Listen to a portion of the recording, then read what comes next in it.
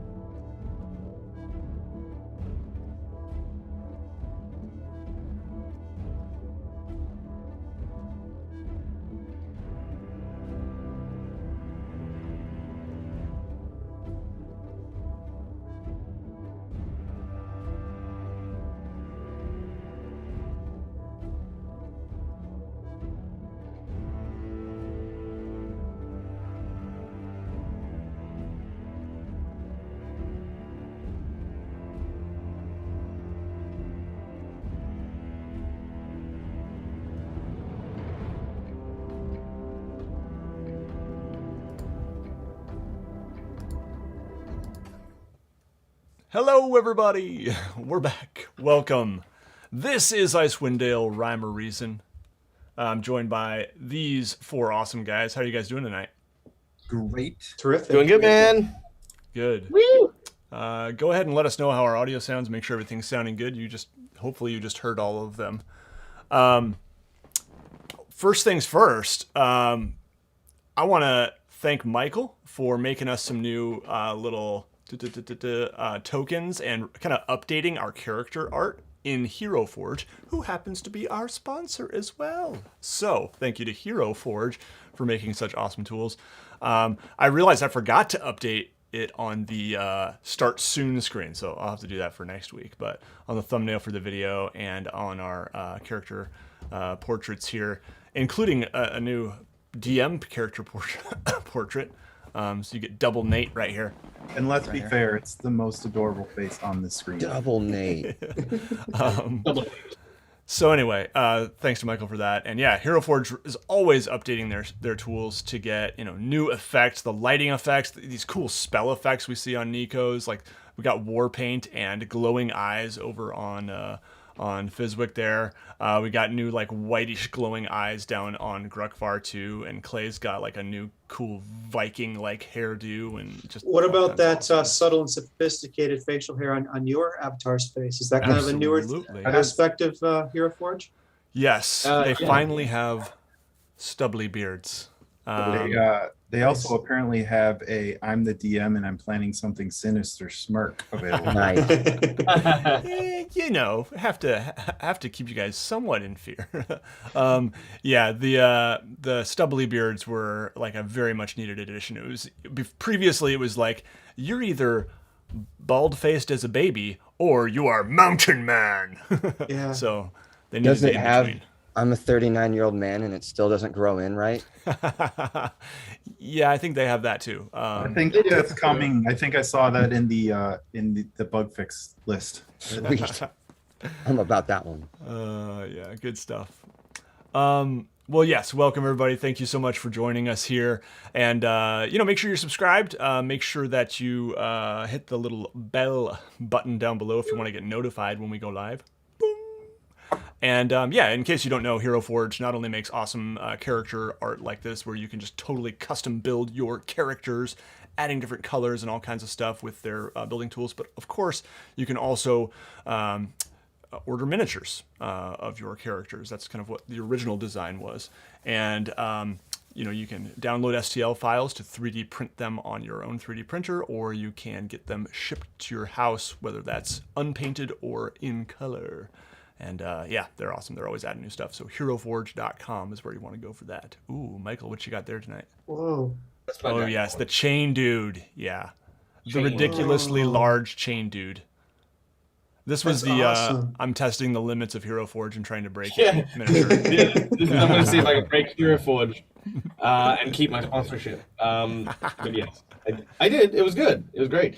Actually, there is one that I will share super quick if that's all right. Yeah. There's this one here, where let me see if I can't get the focus working here, but I actually worked on some back tattooing from like some of the details and.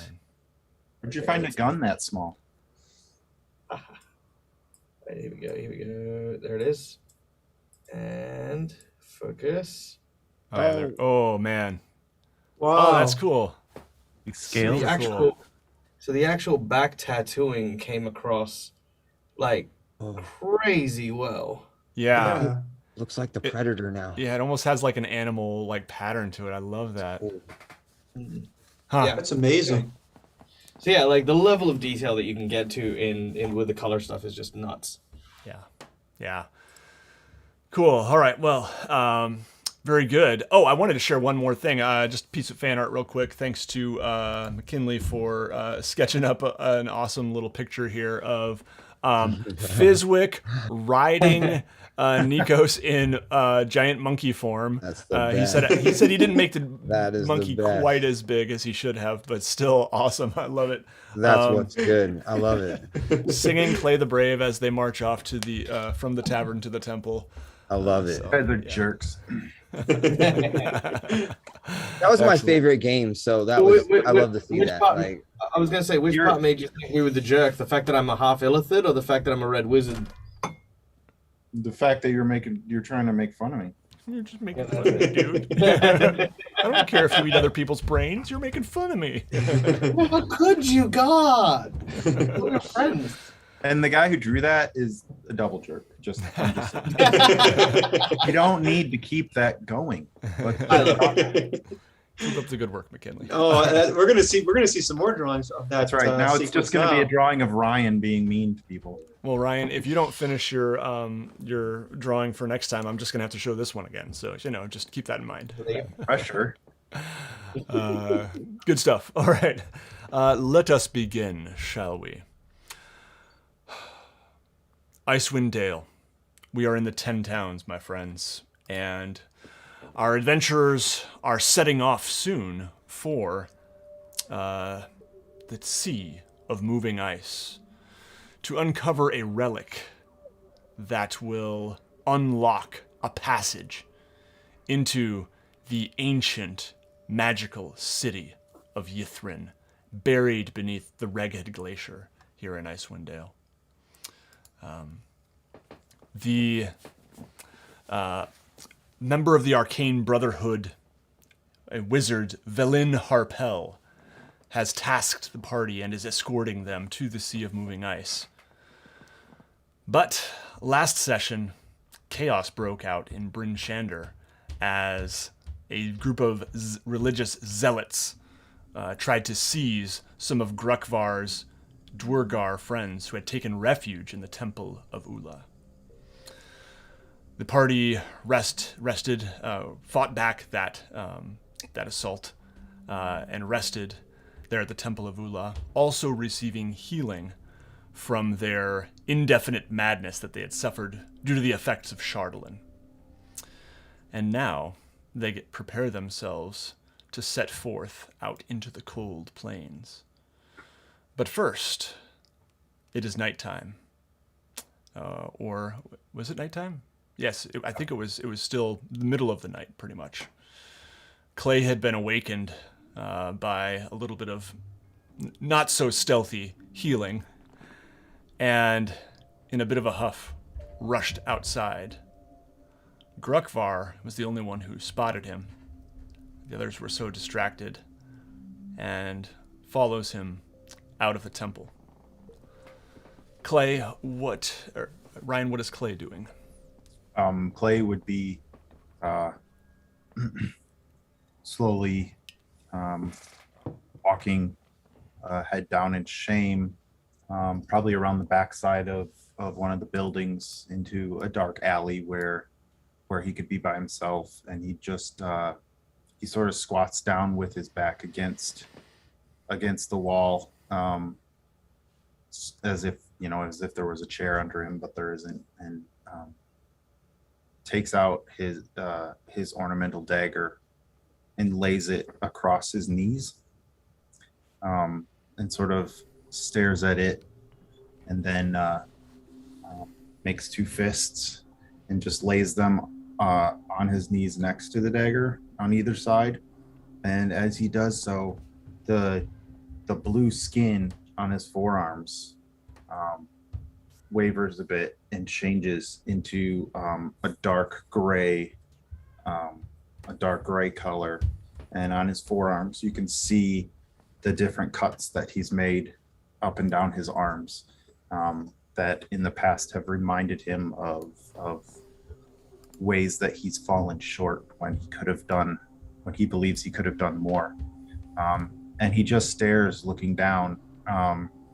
And Grukvar, you're coming up. I'm following along behind. Are you like in an alleyway or something? Yeah. So so I'm not able to be snuck up on. So I know that you're there. And I'll just quietly say, this is the reason, or one of the reasons, that I choose to travel alone. But being surrounded all the time by others, it was only a matter of time before someone saw this. And I don't look up. It's just, I'm just acknowledging the fact that I've been caught. Okay. But you're sort of speaking in my direction so that I can tell that you're talking to me.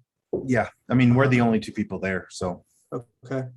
Well, I'll have Grugvar steps out of the shadows just to make it clear that if you already know I'm here, then I'll just face facts on that. And I say, we take enough damage out here as it is. So why exactly are you carving on yourself? Almost in sort of as you step out, in sort of as a reflex and then a second thought, the gray skin starts to turn back to light blue, and then I just sigh and it goes back to gray, but the gray continues all the way up my arms. It's not just my forearms anymore. Mm-hmm. And I say, that's a bit of a long story, and probably not what you think it is. Well, we've got a while before the sun comes up, so maybe you'd be best off telling someone, and it could as well be me.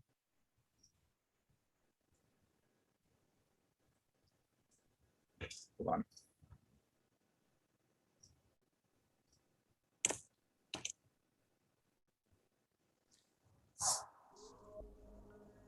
That's a cool new dice.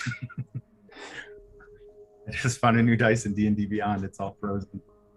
Apparently, after you roll it, Are you just test driving D&D Beyond over there? it evaporates into fog. It's really cool. Okay. So yeah. Yeah, just up to his shoulders. There was also, for the viewers, I'm sorry, I was muted for the viewers because my dog was howling. So I'll just repeat that. I asked him, "Is Clay's face the same, or is it just his arms?" And he said, "Yes, it's just his arms." Yep, my face is the same. In terms of what you're wearing, are your arms always bare, even in this weather, or do you usually have a coat on or something? That's a good point. So really I pulled back my sleeves. Okay.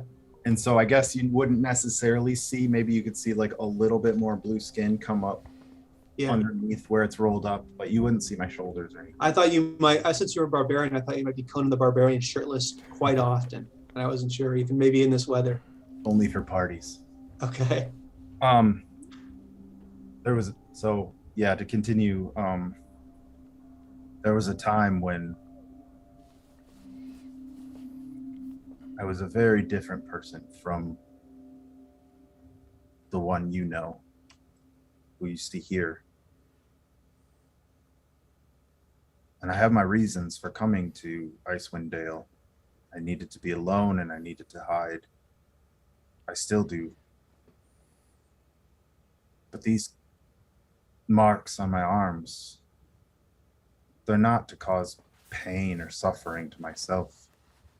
They're reminders, for sure. But they also feed this. And I sort of very lightly incline my head a little further towards the knife that's on my knee, across my knees. And in turn, it serves its purpose. And what is that purpose? I might say it gives me what I need. Well, you're a man of few words, but what do you need exactly, Clay? As I said, I needed to hide. I needed to start fresh. I needed to make amends. And how does making a cut on your arm do that exactly? The knife requires blood. It could be anybody's blood. But because I don't wish to add to my sins, I give it my own. And in turn, the marks it leaves remind me that I need to do more. This knife, is it a thinking, speaking thing? No, it does not talk to me. It simply gives the owner that which it needs the most. And I did not know what that meant until I took it up.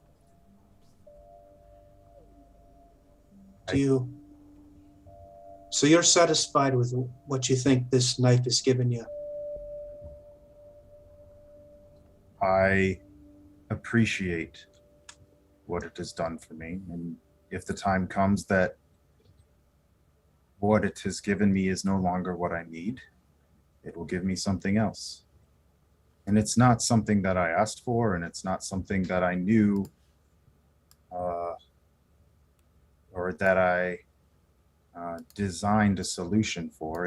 It did that on its own. But what it did give me is appreciated, and I will continue to use it. Why must you slink away to a quiet place where no one can see you, even people you fought alongside for a long time? Why do you have to do it secretly? As I said, I'm a much different person than the one that people know me to be. And I had a desire to keep it that way.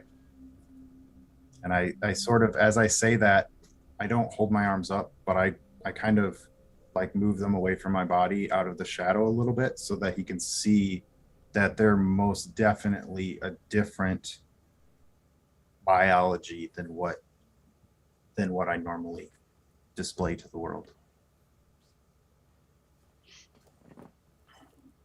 What exactly are you that you can do this sort of thing? Well, as I said, I am unable to do this. If I were to give up this knife, let's just say I would stand out in a crowd much more than anyone in our party.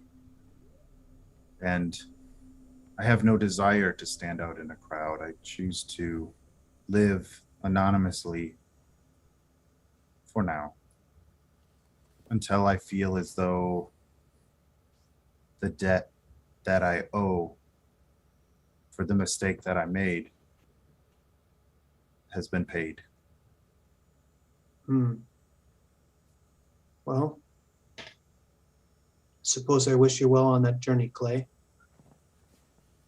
And if you want to share with me or maybe another of our crew exactly who you were, if you ever feel the time is right, well, I'm sure they'd be glad to know it. I sigh and I just kind of incline my head towards him and trying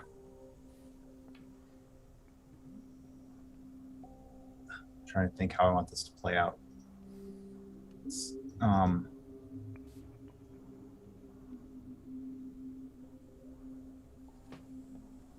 The face I wear now does not belong to me, nor does the face underneath it. Now, hold on here. Listen, I know you don't want to tell me too much, but are you speaking in a sort of poem here, or do you're really wearing someone else's face on top of your head? The eyes you are looking into now belong to a man I used to think of as a friend and a father. The man I killed and murdered on accident. But that's no excuse, and it doesn't change the past or what led me to here. So, in his honor, I wear his face for now. And as I say that, I turn my head a little bit farther, and half of my face turns gray and almost Gollum-like, bald, very, very like if gray can be pale. And I just say, and like I said, the face underneath the one you see doesn't belong to me either. And I shift my whole body back into clay. Grubfar is kind of aghast at that. He tries to look like he tries to retain his composure, but he's shocked. Clay sees that and he kind of smirks. And it's not a joyful smirk. It's a sort of a smirk of sort of sarcastic recognition. And I just say, and you wonder why I wanted to keep this part of me a secret. There's no point in revealing it because this is who I am now.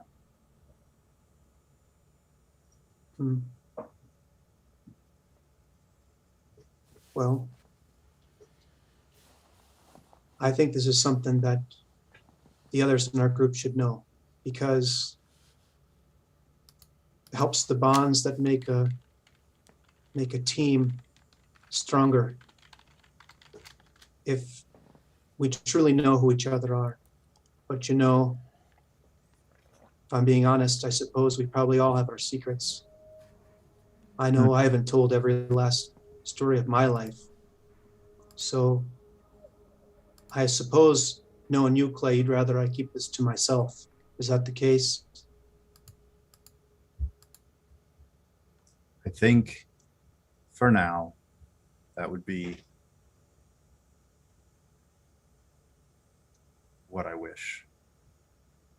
I appreciate that I know more about others in this party, but I also never asked to be part of a party, and I didn't come here with a desire to know anyone.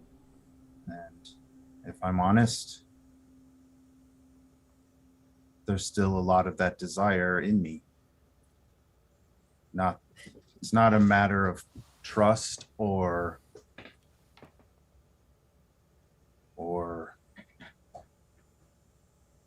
stop. I want to give you a hug and kiss. It's all right. You guys hear coming from the temple, you kind of hear Anasia, the priestess, saying, I'm not sure where they went. Should we send someone out to look for them? And you just kind of hear that faintly. Probably Grukvar would hear it a little bit better as he's closer. Water over here, holy lady. I'm just talking to Clay. He's just sharing some things with me. Grukvar, is that you? That's me right over here. Oh. And I kind of step out into view so she can see me. Okay. And she just as soon as that happens, Clay is sort of brought back to his feeling guilty and stupid for the way he's been acting for the last several days, and he stands up and quickly puts the knife back into his belt against his skin, and regains his composure and just walks out next to Grukvar and sort of grunts in acknowledgement of her being there, and starts walking back toward bed, as it were. Yeah, and Anasia just walks back in and are Fizwick and Nikos, have you guys gone back to sleep, or it's kind of middle of the night, maybe 3 or 4 a.m.?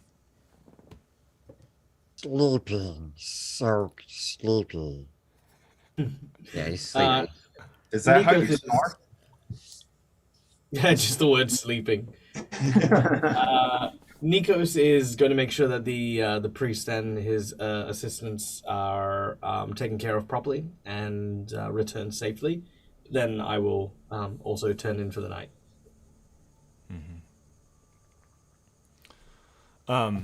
Anasia probably comes up to you, Grukvar, and says, Are you okay, Grukvar?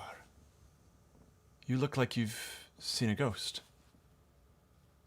Just a bit startled. I didn't expect to see Clay out there, and you know how he's pretty sneaky. But everything's all right. Okay, well, good then. We should probably get some rest. You all have a big day ahead of you. It's true. One last thing, Grukvar. Hmm. What you did with the healing, the deal you struck, it's expensive. I don't blame you. The temple will complete the work requested of us in exchange for the greater restoration spells you all received, but when you're done with what you're doing, you owe us a debt, Grukvar. We need you to work the forge and continue on your path. I will do that, but we've got more important things to do for the time being. Are these things that perhaps Daj and Regrick could work on in my absence? Oh, certainly.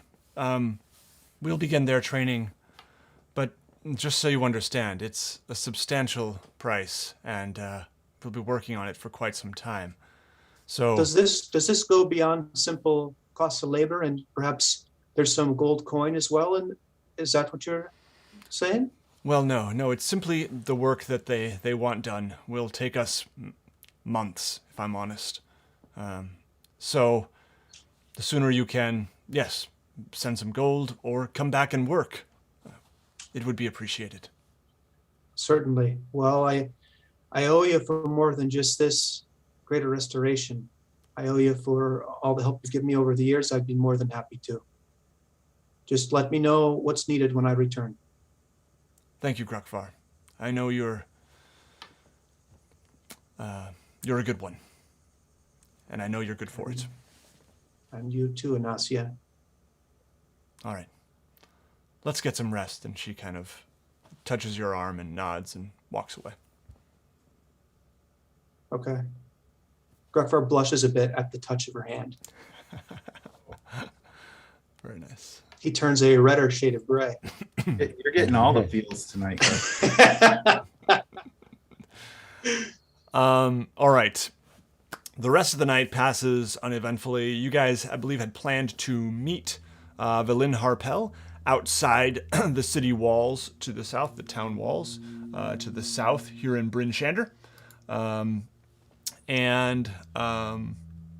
southwest gate is kind of the arranged place. Just to make sure some of the logistics are in place here. First of all, the price for taxidermy to have the owl bear head stuffed, Grukvar, you had wanted to do that. Yeah. Will be 15 gold pieces Okay. if you want to do that, and you could, leave it with the taxidermist now to be paid upon picking it up if you don't have it. And then also to buy a printing press of some kind. Like, it wouldn't be a full press, it would just be like the plates basically for what you wanted would be 15 gold pieces, or you could just pay 4 gold pieces just to like put in an order for some of these pamphlets or pages that you wanted printed. I prefer that.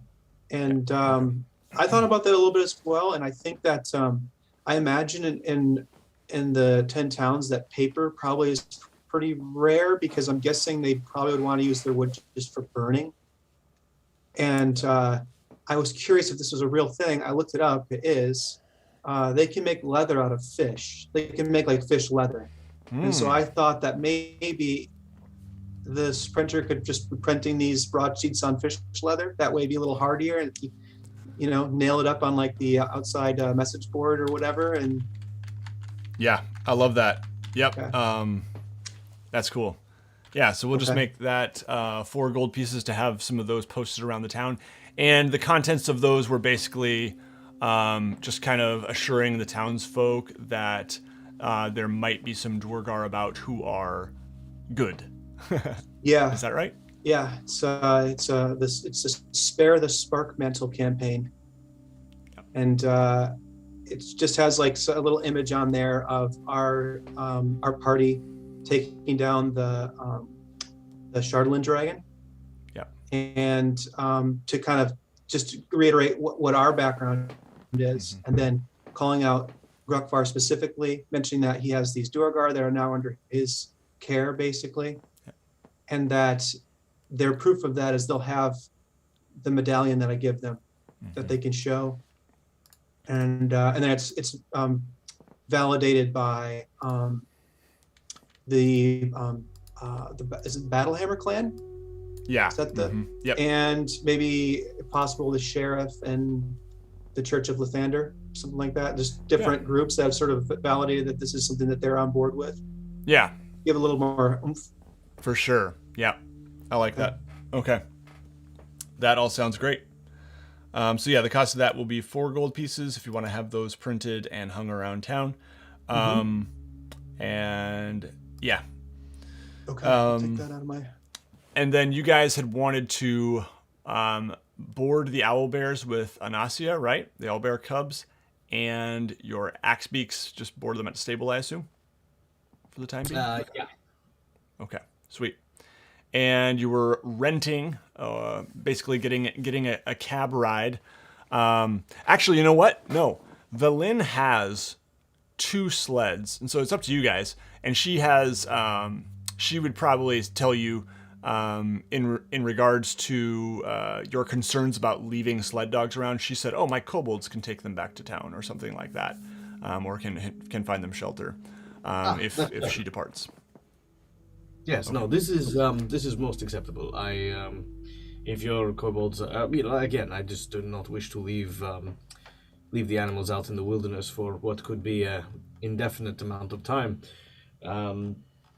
Call me suspicious, but I still don't entirely trust this idea of jumping on a whale and hoping it knows where to go. But regardless, the group has voted, and I will go along. But there's no need for small animals to suffer our misinformation. Nice. A deep and very weary sigh resonates from deep in the throat of Nikos as he contemplates what is to come. Yes, indeed. Can't you turn into a whale yourself and just swim along us? Are there any beasts that are? Like 10 minutes. I was. Well, sure actually, there turned into a actually, yeah, no, that's true. I could. Yeah, I was gonna say I could technically just see ya, and then just of all of us, I think I'd be fine. Yeah, you're right. You know, Although I think polymorph only something lasts cool, for man. a few minutes, maybe, but yeah. No, up to an hour. Up to an hour. There you go. Yeah. Yeah, so I need 2 spells. One to turn into a fish to get to the surface, and then one to turn into a bird to get the hell back to shore. There you go. I love it. All right. Well, you think about that on the journey here. Very good. All right. Anything else you guys would like to do before we set off from Bryn Shander? No. Okay. I'm ready to go. For like first thing in the morning now. Yep. It is the morning. You guys meet Velin outside the city wall.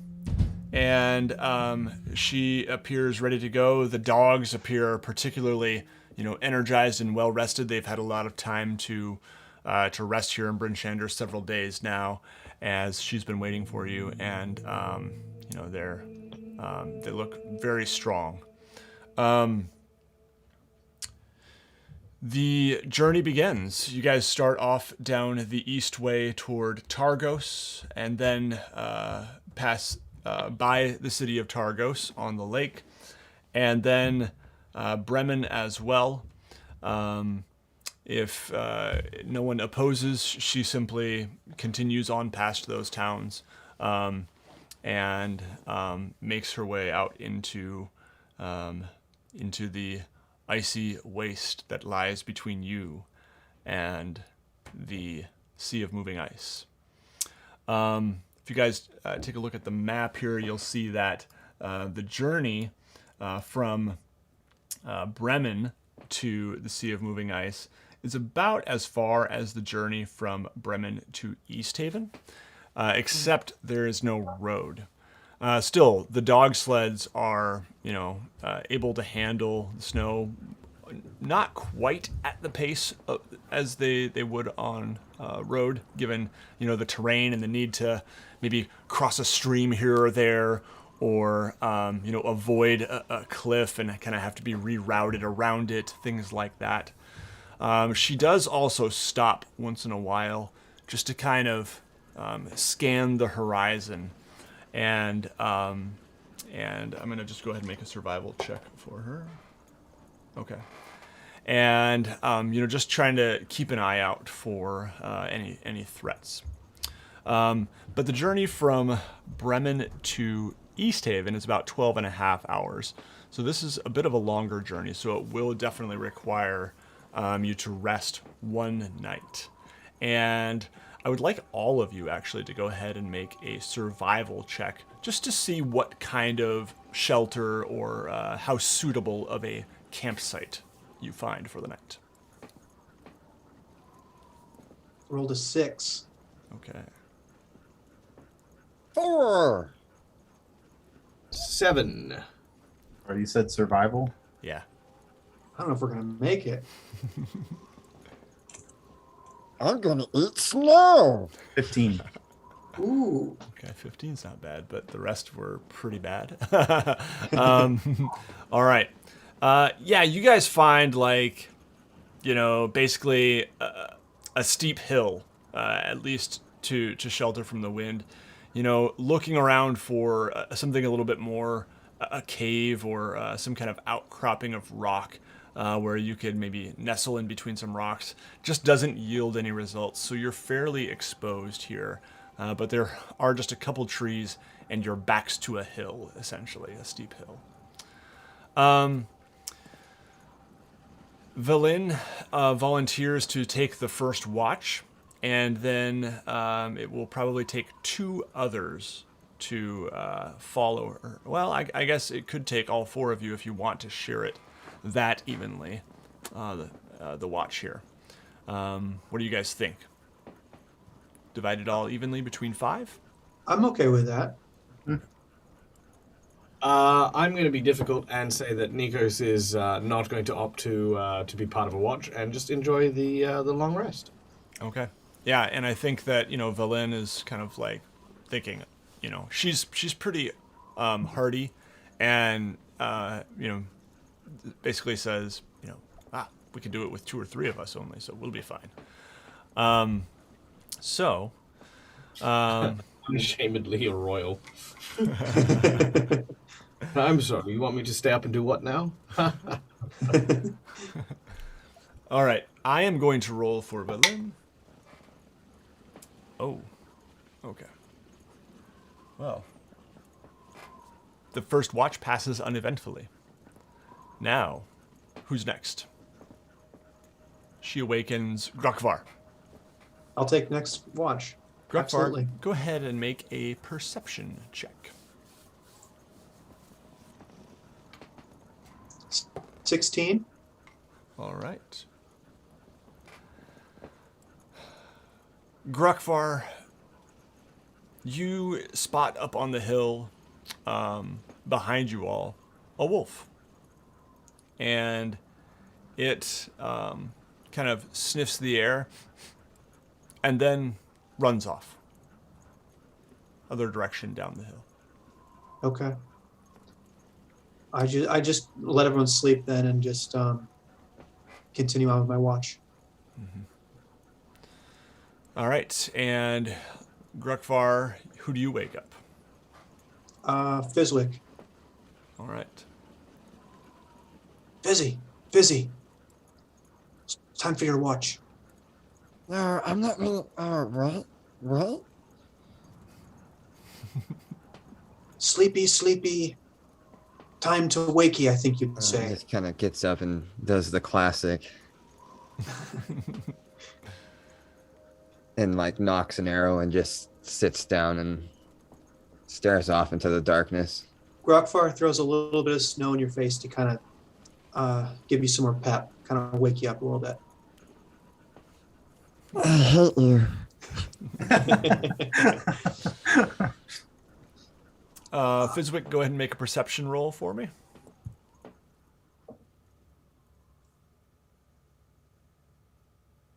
Oh, what is this? 5? Okay. I'll get him out of the way early. Yeah. Fizwick, you hear a pounding. Boom, boom, boom, boom. And out of beyond the trees, you see a large bounding shape that seems to be generally coming in your direction, maybe off to the west, just a little bit further from where you all are. I look around, and do I see that anybody else has noticed this? Is it just me noticing this? Everyone else, go ahead and make a perception check with disadvantage. Villain will too. 10. This.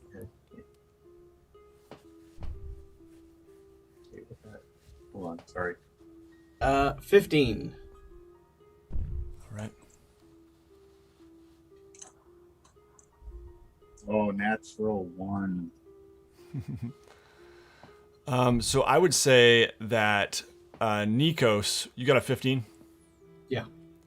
Yeah, you definitely feel the ground beneath you just kind of rumbling, and would probably wake up.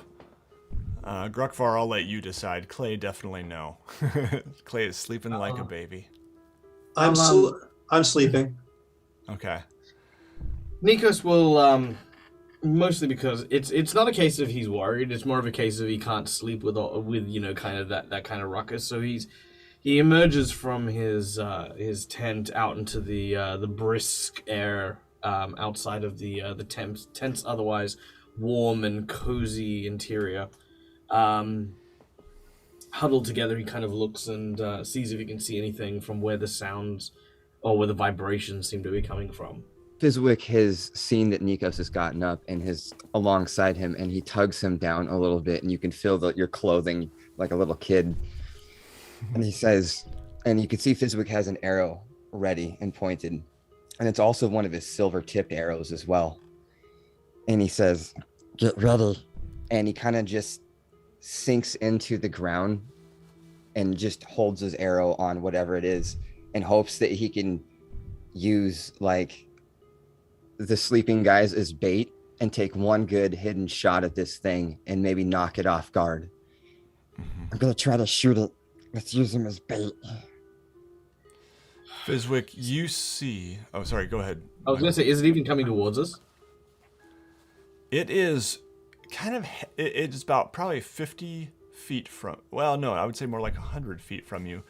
And it wasn't coming towards you, but it is just kind of slowed a little bit. And Do we have a fire on? a large...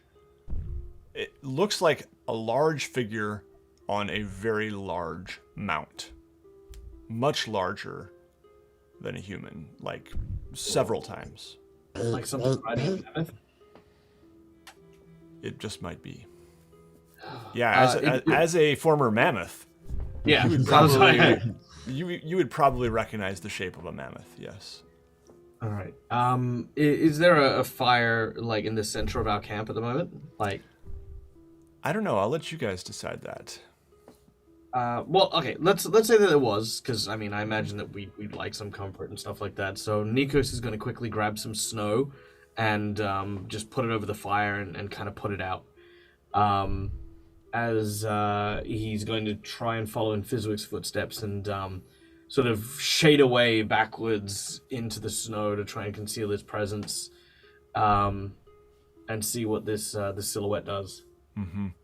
Fizwick and Nikos, go ahead and make a stealth check for me. Fizwick's never been closer. He's practically in his robes. He's so like we're almost one silhouette moving. 25.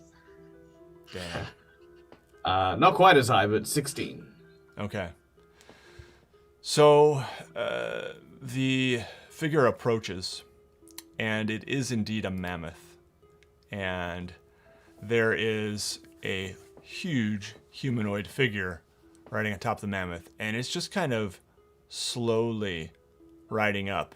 And it looks like the figure atop the mammoth is actually trying to like whispering in the mammoth's ear a little bit. And just boom, boom, boom, boom, slowly closer to this little cluster of tents, and maybe just a tad bit of smoke where the fire once was. And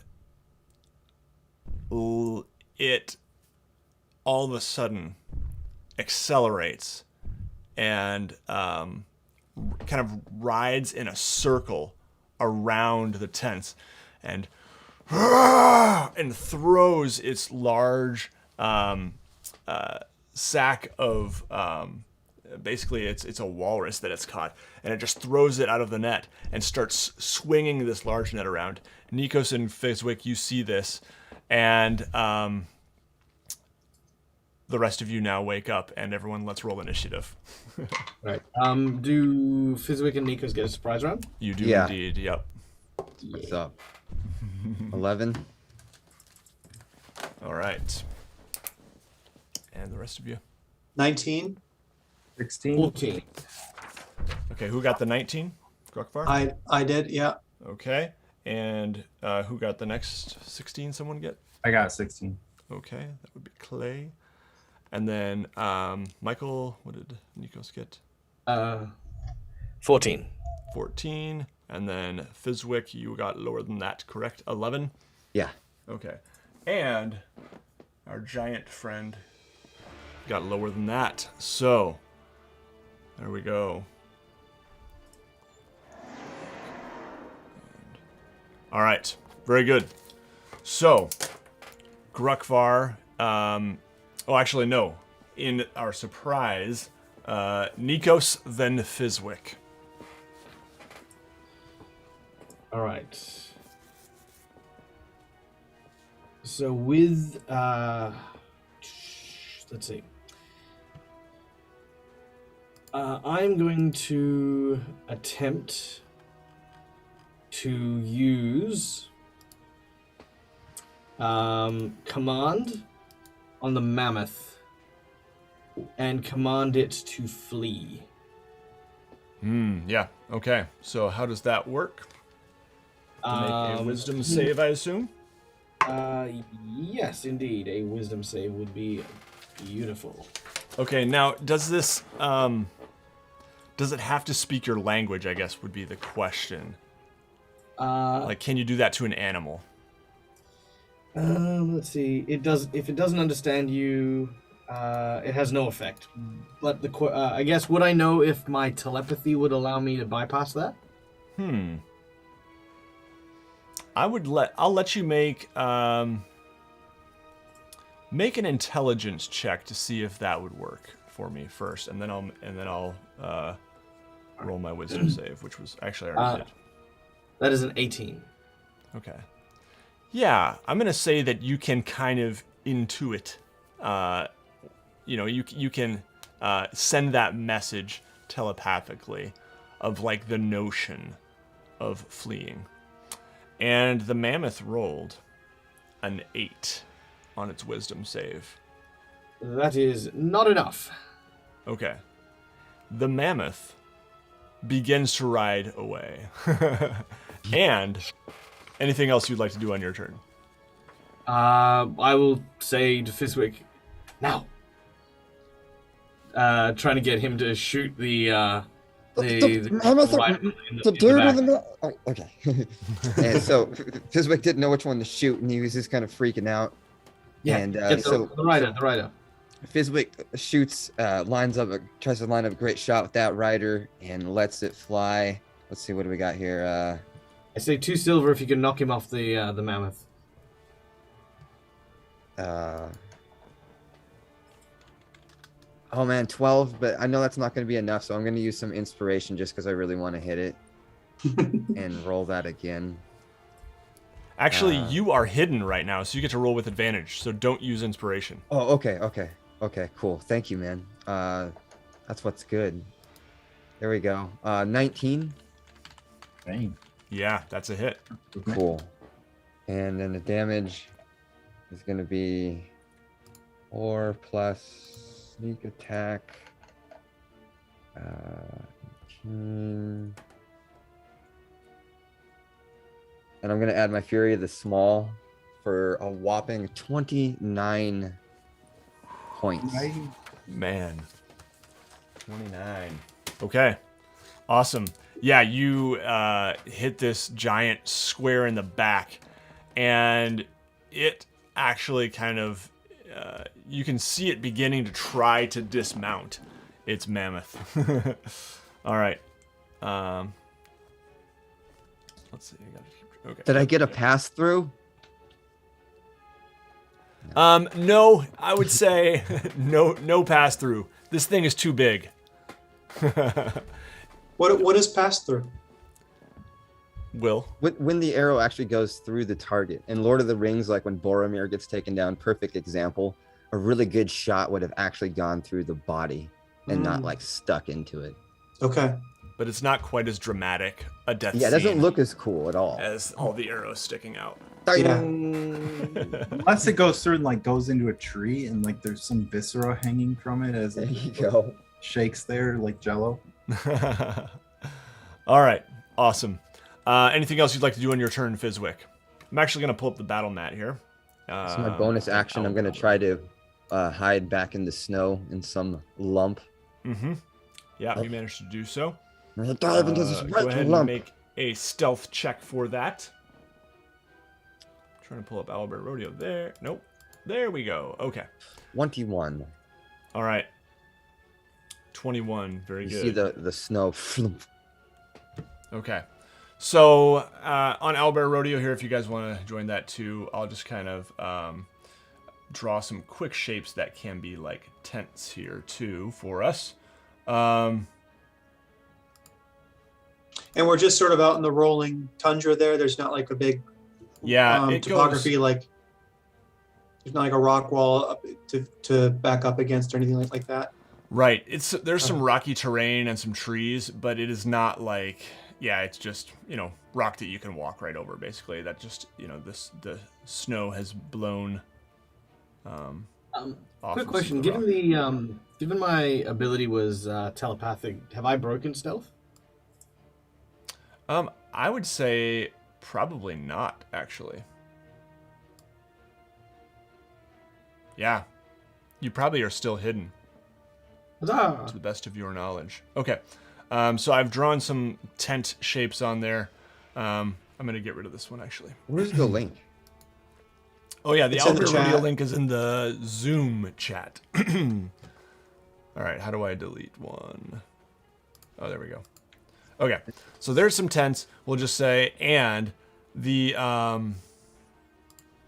Frost Giant is down here, and you guys would be up here more.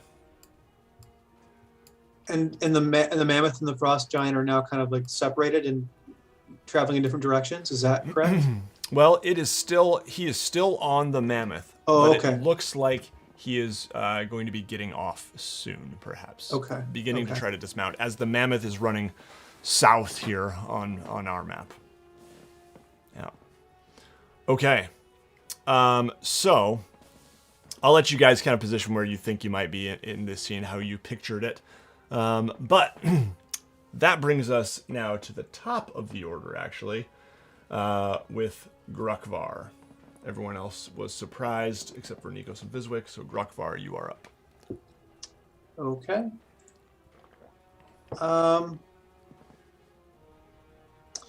I would like to ready a guiding bolt. Mm-hmm.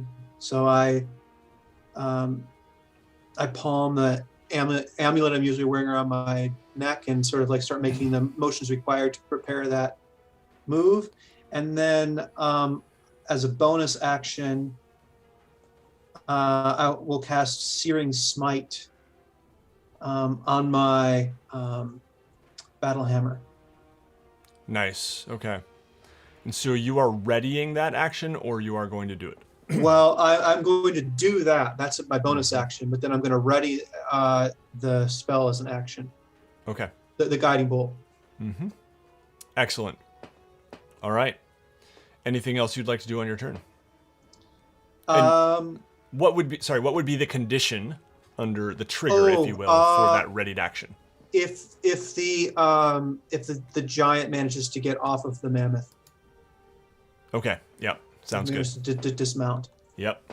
Sounds good. All right. That brings us to... Oh, are you going to move at all or anything? No, I'm going to stay among the sled dogs, as I imagine I was sleeping for warmth. Oh, that's a really good idea.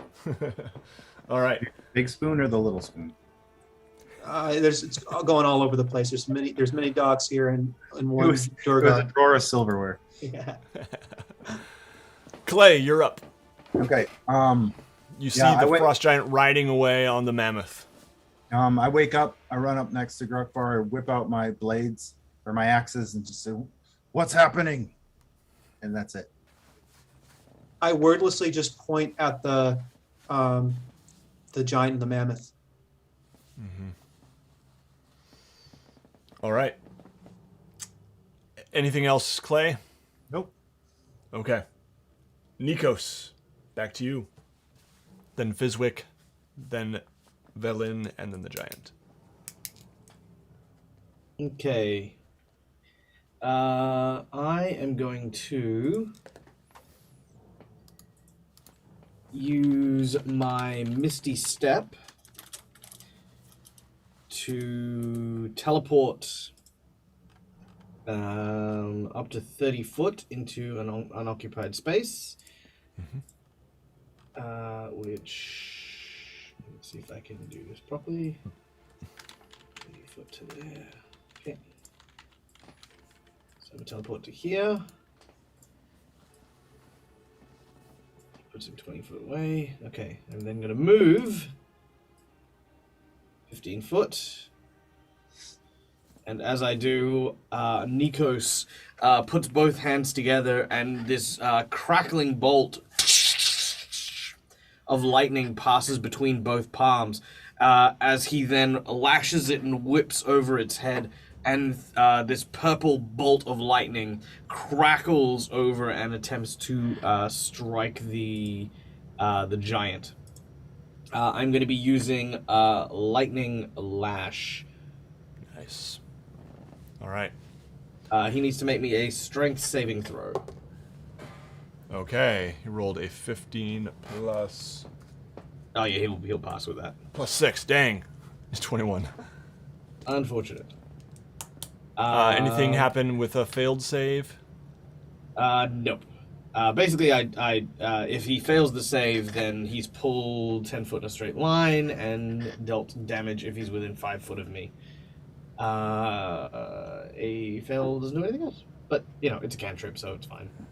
Yeah, so he just kind of shrugs it off. You see him kind of whipping his arms around at these magical tendrils, whips that have lashed out at him. Yeah. Anything else you'd like to do? Not really. I've moved bonus action to Misty Step, and I'm just going to try and, just for aesthetics, keep the lightning lash in my hand and just sort of sort of wrap it around my hands and sort of pull it tight, just to kind of challenge / ward off the giant. Kind of like using it almost like a lion tamer, cracking it to keep him aware that this may not be a fight he wants to pick. Yeah, nice. All right, and that brings us to Fizwick. Yeah. Go with Fizwick, what you works. see Nikos with magical energy standing in front of this giant as it's kind of riding away on the mammoth. Okay, I'm taking another shot. Yep.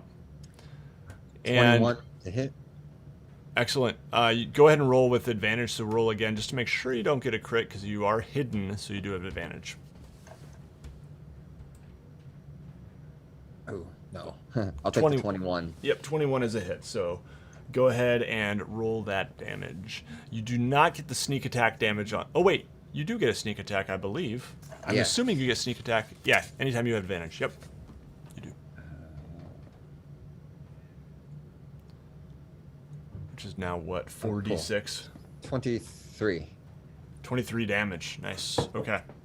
Man, Fizwick's doing work here. All right. And use my bonus action and dive again back into stealth. Yeah, you find another little pile of snow as soon as he looks to where you are. Fizwick's kind of dived into another pile of snow. Go ahead and make a stealth check. 15. All right. And let's see. Okay. Cool.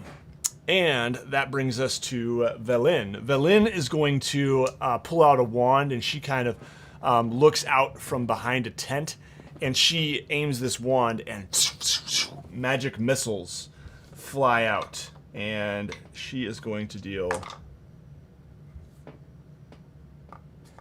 that is going to be 14 damage as these little bolts of energy fly out and strike the giant square in the back. He roars in pain. Urgh! He actually starts yanking on one of your arrows, Fizwick. You can see him trying to pull it out as he's also like holding on for dear life on this mammoth, and just he's a bit of a mess here. All right.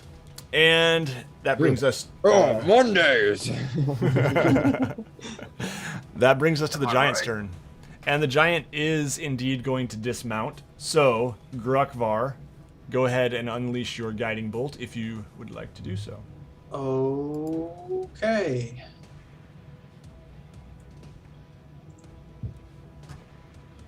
Rolled a 19. Okay, that is a hit. 10 points of damage. All right. Excellent. And because it was a hit, then the next attack on the target has advantage Sweet. Okay.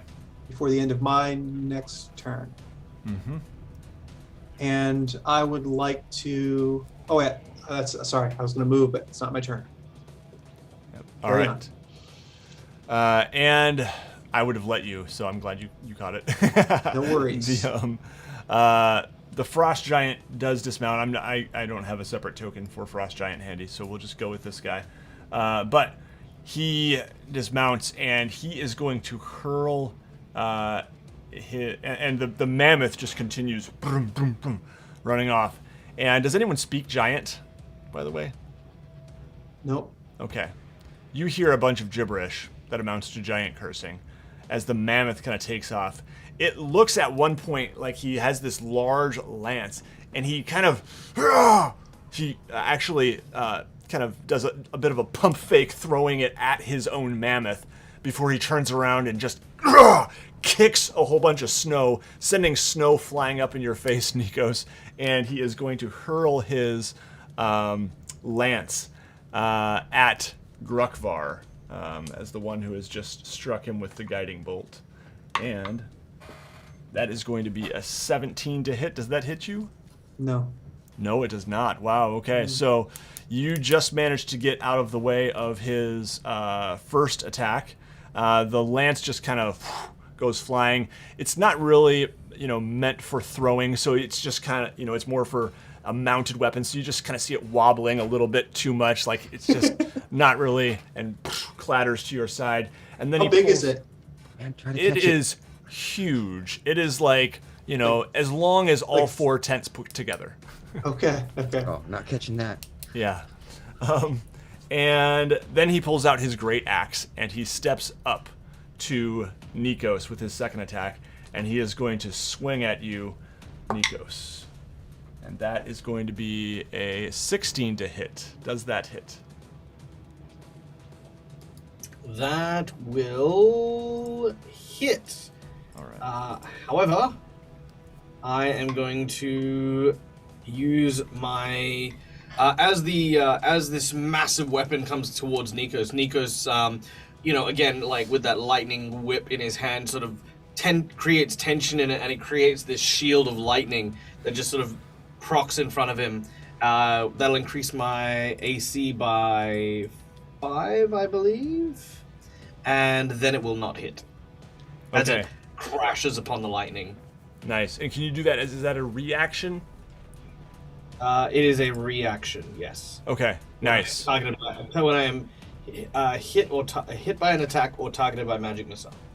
Nice. Okay. Yeah. So this huge axe just kind of goes off the side, kind of making this strange ringing noise as it just, and it kind of sends him a little bit off balance as it clatters into the snow, and he whips it back around. And that brings us to, and he is up in your face here, but that brings us to Grukvar now. How far am I from the giant at this point, would you say? Let's see. I'm not sure if I have there's a measuring tool? distance thing set right, but let's see if it might be set reasonably. Let's see. I think it's a little bit short. Okay, so maybe it's like what, like 50 feet or something? Yeah, probably about 50 feet. You know what? We'll go with it, but it's 35 feet from you. Okay. Well, I am going to use. I'm going to go as far as my little Duergar legs can carry me. Mm-hmm. Which would bring me, I would say, up to about like say here. And I am going to. Well, that's Clay. Oh, whoops! Sorry. Probably right about there. I should zoom in a little bit here. There we go. I You gotta should. talk doesn't mean you can control what I do. Sorry, man. I like doing that. I think I've taken Nico's turn before, and Started speaking for him. that's right. That's right. Started full on just role playing me. Yeah. Yeah, okay. Well, I'm gonna blast him, the giant, with another guiding bolt. Uh-huh. I rolled a 20. Not 20 plus 6, 26. Ooh. Nice. All right. Go ahead and roll that damage. Okay.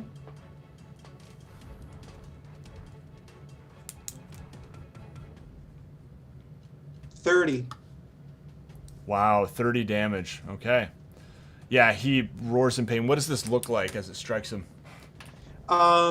If you get hit by the guiding bolt, you glow. You glow with radiant, energy. But this looks like a phosphorus torch has gone off. Like it's just shooting up from the top of his head. I love it. Very nice. All right. Let's head on to Clay. All right. I am going to Ghostwater dive. Oopsies. Yep. 30 feet. And then that does not count as movement. And so I'm going to attempt to use my movement to, because that's only like 5-8 feet, right? From where I am now. Yeah. Probably about. Can I use the remainder of my movement to run and jump? Or did he get off? Did he get off the? He is off the mammoth now. Okay. He does have, how does that ability work? That doesn't count as your movement, does it? Doesn't count as my movement, and it doesn't provoke. Wait, let me see. Before I possibly lie. And it is a bonus action or something? It is an action, so I do still have a bonus action and Okay. movement. How tall is he? He's like 10, 12 feet tall, maybe?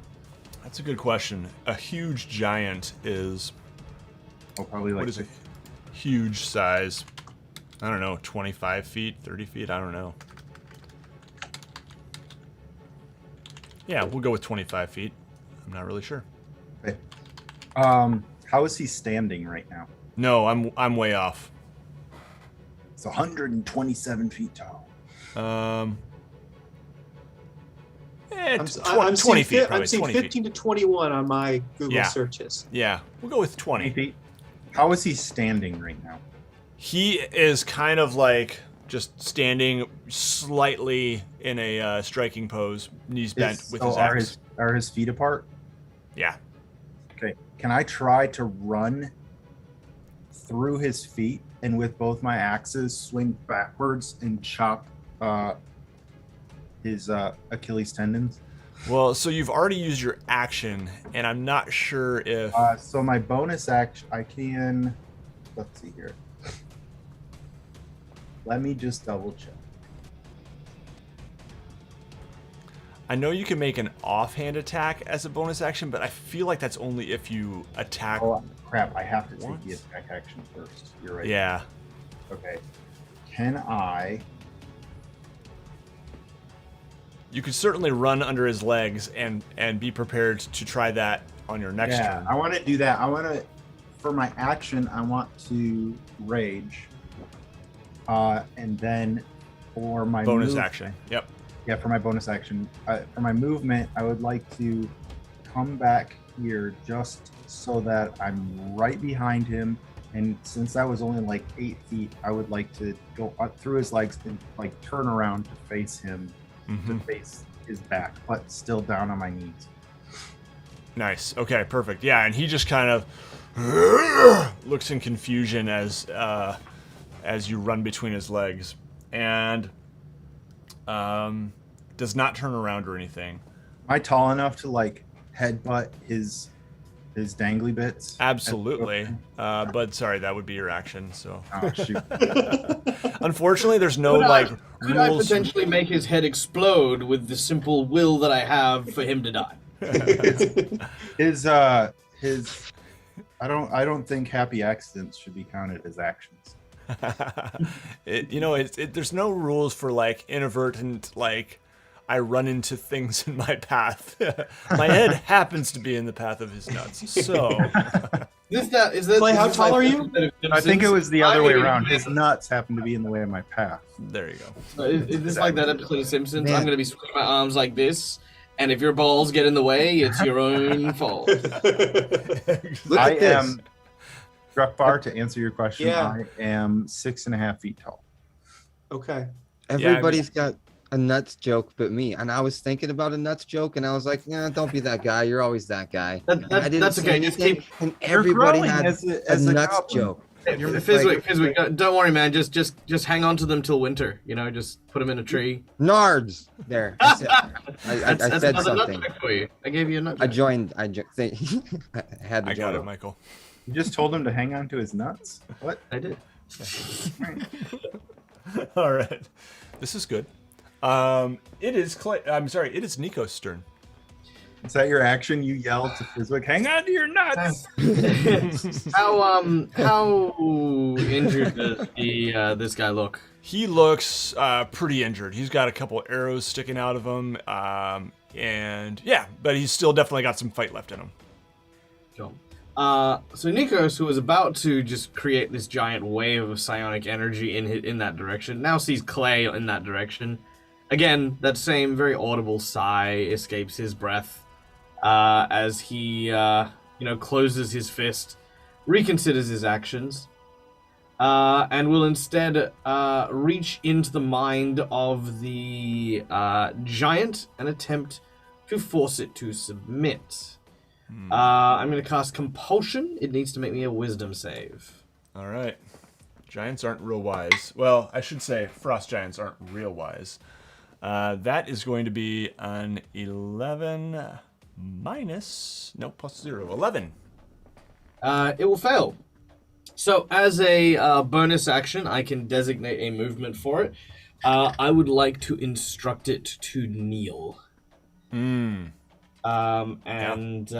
will use as much of its action as possible to perform this action. Yeah. All right. Yeah, you can definitely see it going. And it just starts to lower itself and sits on Clay. No, I'm kidding. I was at Did you least see this? expecting a fight. Yeah, so it will use its action to do that, and you see it beginning that process. Sure. Mechanically, I kind of want to make it prone, quote unquote, but I don't want to just sort of say lie down. I want to kind of get the same effect of giving advantage to my allies. Mm-hmm. Yep, sounds good. Unless it wants to submit. You know what? As a as quote unquote my free action, I will look the creature dead in the eye and say, "Last chance to give up. If you know what's good for you. I saw you had walrus meat in your cage, and you tried for bigger game. You can choose to fail and return with your walrus, or you can die here. Either way," and I lean in close and I whisper this almost, "I'm getting the rest of my night's sleep." Nice. It looks at you in confusion and says something you can't understand.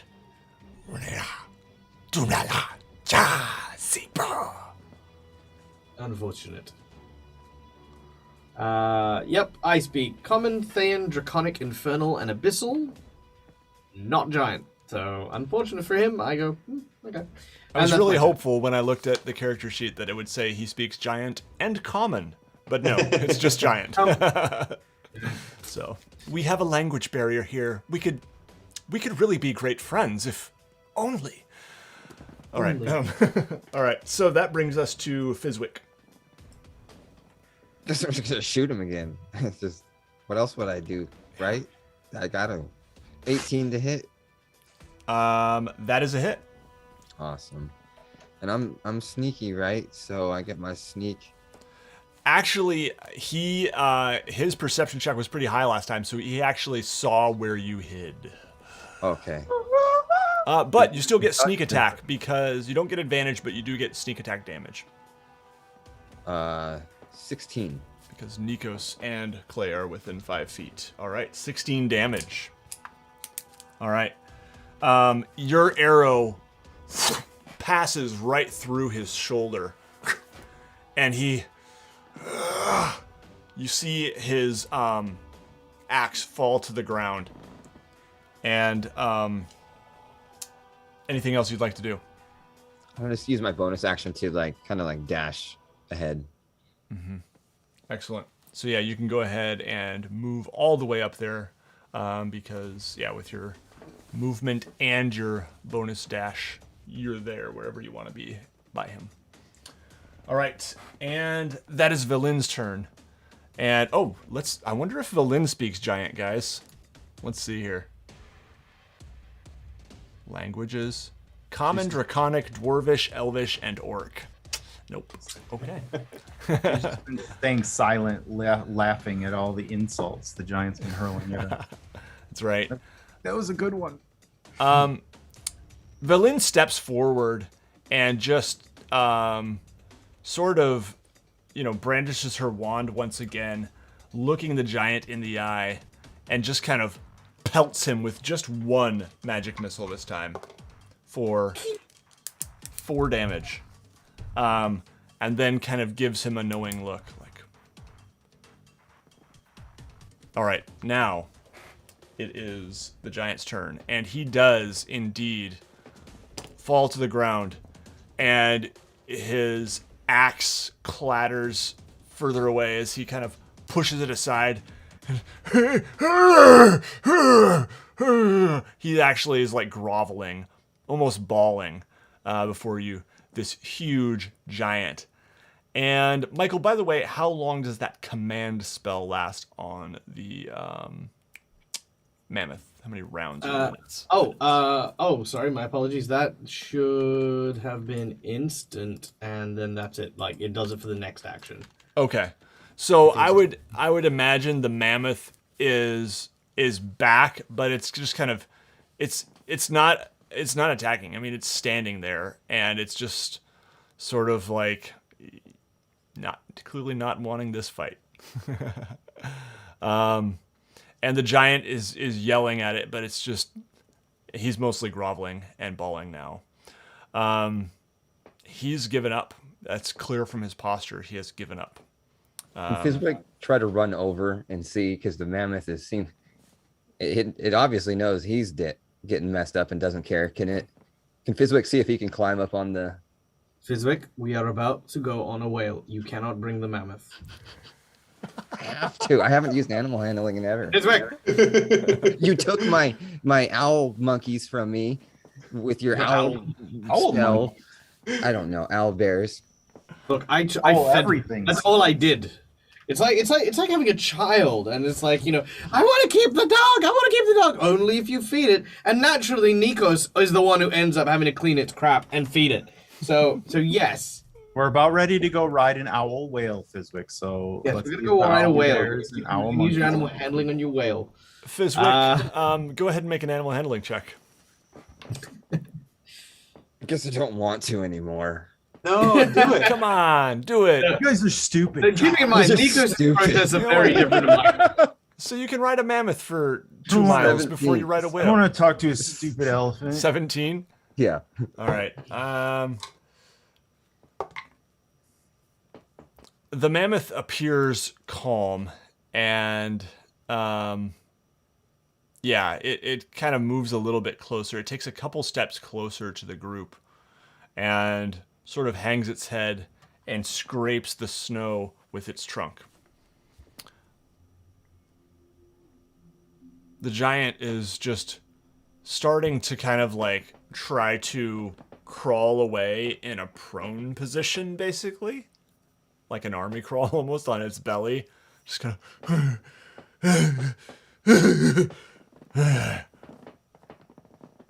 I'm gonna command it over to the walrus that it threw over there. Are we out of initiative now?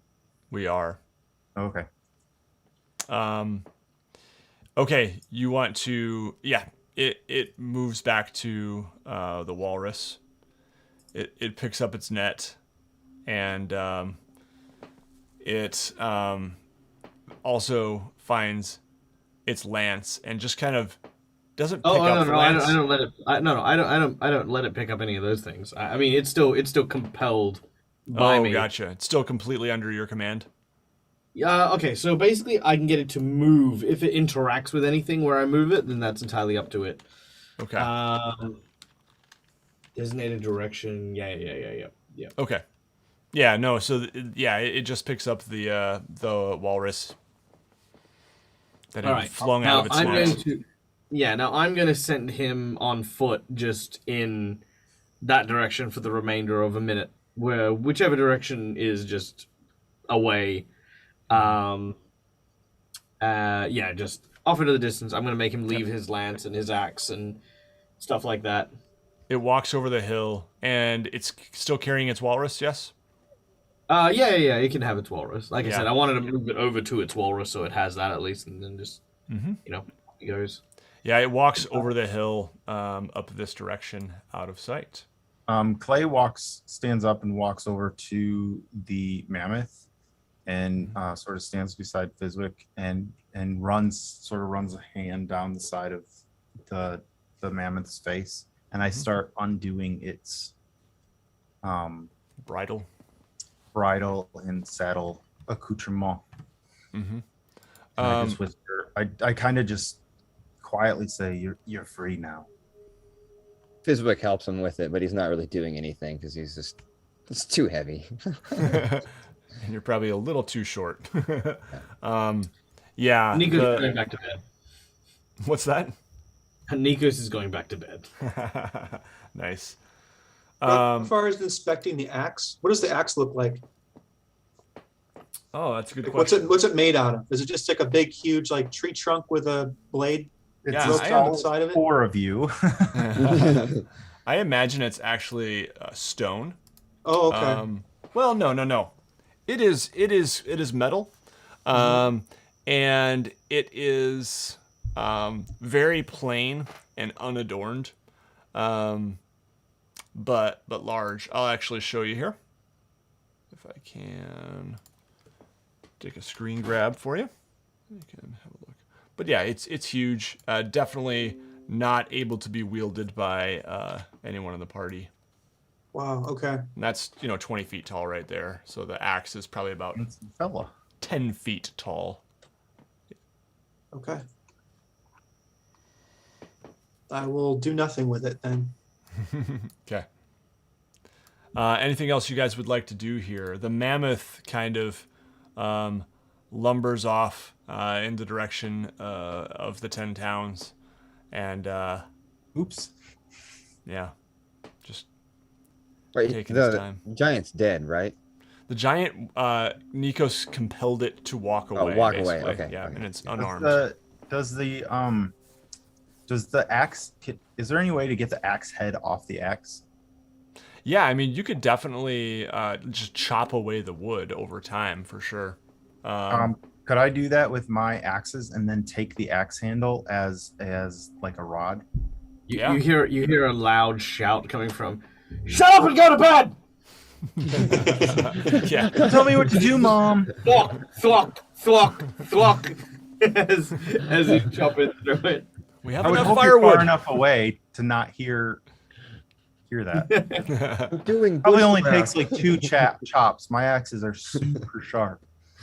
Yeah, so you managed to get the like shaft of the axe apart from the blade, the head.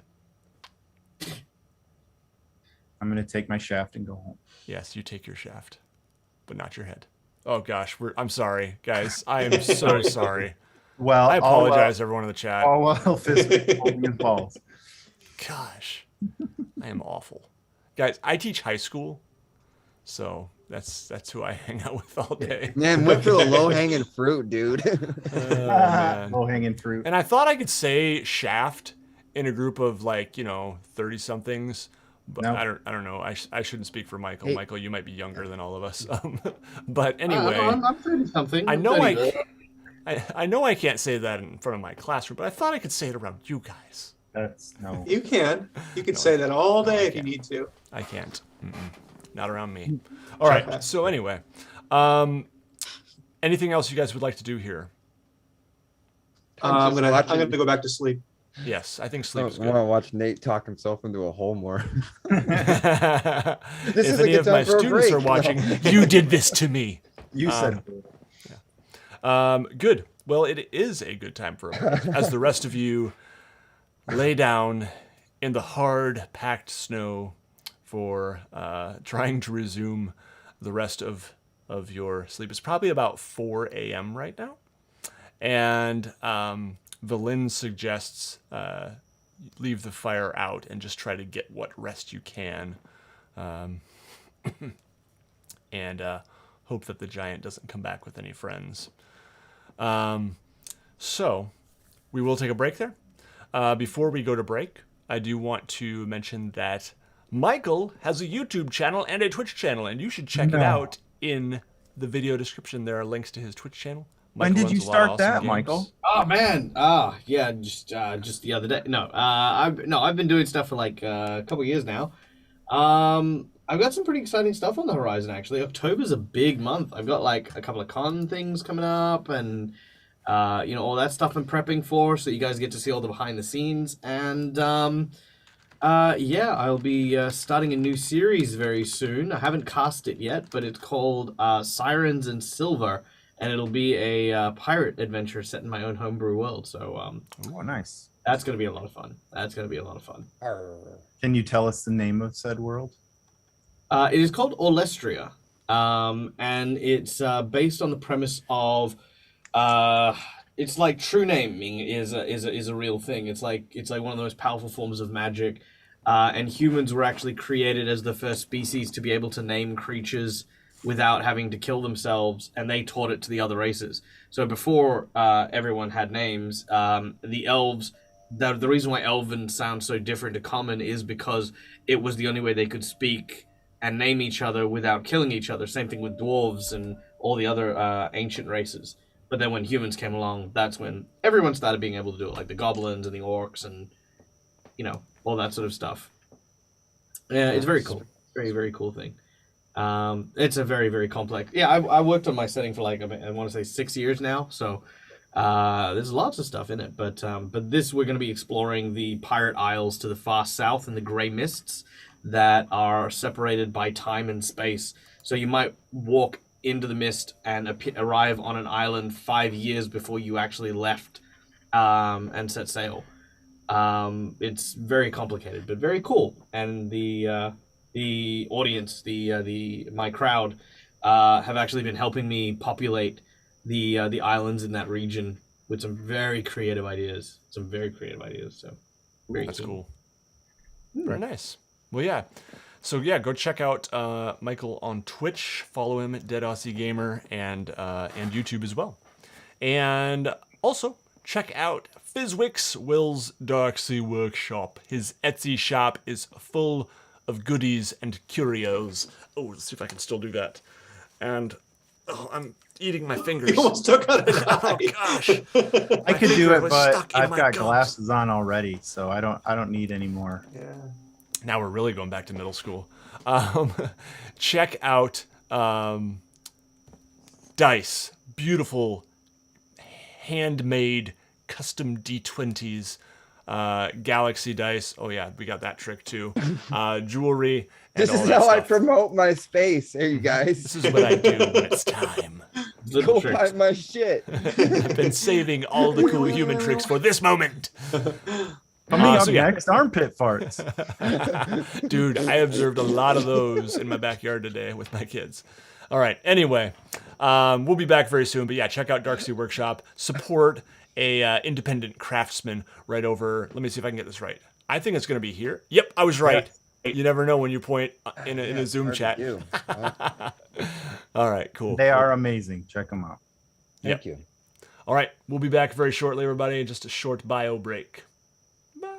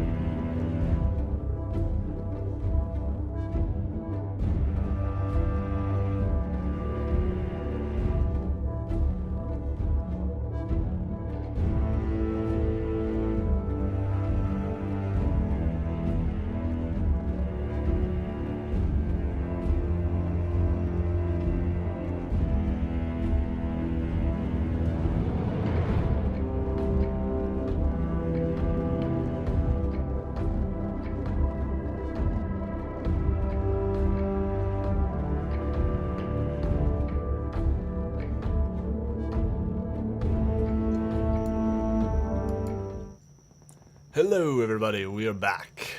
Thanks for hanging with us through the break, and we're gonna continue playing some D&D here. Before we get going, just a reminder: Hero Forge is our sponsor. It's amazing. Go build some custom miniatures, characters, tokens, all the good stuff. Get your miniatures shipped to your house or 3D print them on your own. HeroForge.com. Hero Forge. Thank you. Now. The rest of the night passes uneventfully. Now! The rest of the night passes uneventfully, and we awaken to the same utter darkness that we've become so accustomed to. Velin is walking around, cleaning up, packing up. She looks at the group, looks up at the sky. I've seen her, Oriel, the Frost Maiden. Where? Up there? Gruffar points to the heavens. Yes, but, well, sort of. The Professor Orb I spoke of a few days ago. I lost it. It was stolen by one of my fellow Arcane Brotherhood members. Well, I divined her image flying on her rock in the sky, keeping the sun at bay each night. That's what they say. I've seen it. It's true. The orb showed me. Is this something that you can only see through the orb? You can never see it with your own eyes? I suppose if you were close enough, you could. But, it's a good distance up there. The highest mountain peak would not be high enough.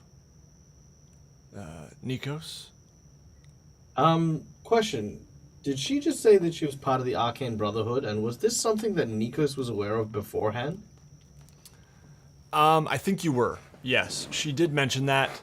And yeah. And just to clarify, the Arcane Brotherhood were the ones who manipulated the Red Wizards into luring Nikos here and everything bad that happened. No. Okay. So we could absolutely talk about that. That could be a possibility that I'm open to. But I'd like to. I think either Michael forgot or I'd misplaced my notes. But yes, just so that I can I can align Nikos's memories on this. So here's what I have told you. The Arcane Brotherhood. Okay, so there was the Red Wizard. What was his name? Dijon? No, not Dijon. That's a mustard. Dazan, I think, or something. Dijon. And he was the one who in East Haven you guys cast Speak with Dead on, or Nikos, you took him to the temple, right, and had that ritual performed. He was a red wizard of Thay who had been working with the Arcane Brotherhood. And there were one or two other red wizards of Thay who also had come to Icewind Dale to work with the Arcane Brotherhood to find this lost city of Yithrin. Okay. And can I get some further clarification? Just you talked about this last time, but she told Velin told us that Nas Lantimir stole the Professor Orb from her, right? Mm-hmm. Yes. Nas is part of a competing group. Nas is part of the Arcane Brotherhood, and so is she. So there's apparently, they're all power-hungry wizards.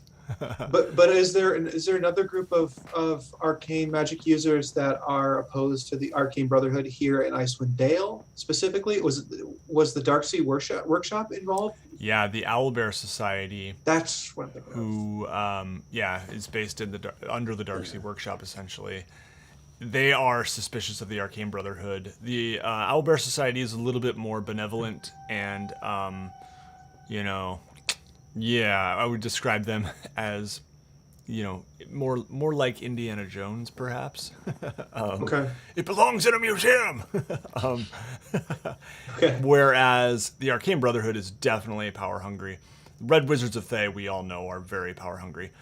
You also discovered a note from the wizard that was burned, basically saying, I can't remember the exact contents, but it was basically this notion that no one in Thay must find out that we're here doing this, because it would be beneath a Thayan wizard to be working with the Arcane Brotherhood, an inferior, wizardly organization, essentially. Okay. And I also know, I've got it written down here, I'm not sure if this is true, but their master is known as Ivera of Thay. Mm-hmm. Yeah, So- she was the head of, Ivera of Thay, then there was the one who was burned, and then there was one more, basically, or still are, ostensibly. Okay. Mm-hmm. Cool. All right. All notes aside, that's fine. I would not have brought this up then, with that knowledge that they would likely be being used, and we're heading towards the city anyway. So I'm hoping that when we get to the city, we'll find some remnants or some trail leading me back to the to Ivera and the other mysterious Thayan wizard. Yeah. Yep. Absolutely. Okay. So she points up at the sky and says, "Yes, it's all true. It sounds like a fairy tale, I know, but anyway, we're heading into a dangerous territory here. This She is watching us. I this can feel this this rock that she's riding on, is it you're talking about the giant bird creature? That's right, yes. White of color. It's huge, majestic beast. Since it's being ridden Very dangerous. by a divine being, is it even bigger than the rocks naturally tend to be? Yes, I would say so. Big enough to carry a whale? I am not sure about that.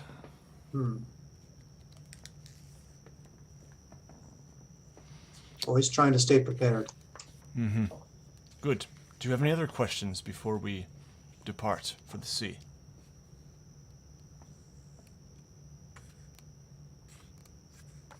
Not for me. All right. How Very much good. food does it eat every day? Well, let's pray we don't find out. And she kind of starts packing up the dog sleds, ordering the kobolds around, and I'm speaking in Draconic to them. And you guys head off, packing up your camp, leaving a bit of blood in the snow from the frost giant as you head out to the Sea of Moving Ice. Were we able to obtain a long rest from that night or not because of the interruption? Yes, you were. Okay. So, you guys do arrive. You start to see bits of floating ice out in the distance. The landscape changes a bit. Snow is falling lightly. Not heavy flakes, just small kind of bits of snow that kind of pelt your skin. You can see it bouncing off the surface of things around you. But it's not so thick that you can't see out in front of you. Bobbing ice, moving with the waves. And as you approach, Valin kind of dismounts and begins talking to her kobold companions. And seems to be arranging for you all to continue on foot the rest of the way here. Out in the ice, the snow is cleared enough where you can see a large arch in the ice, made out of ice, perhaps stone too, but certainly a lot of ice. This large arch. And go ahead. I was gonna say, does it look natural? It does look natural, yeah. Like like a cool rock formation, only in ice. And the water itself, you can see the land kind of dipping down, and there's these sort of waves of ice, and you can walk out onto it, and Valin does. She actually places a staff to the ice, taps it, says, "Safe enough."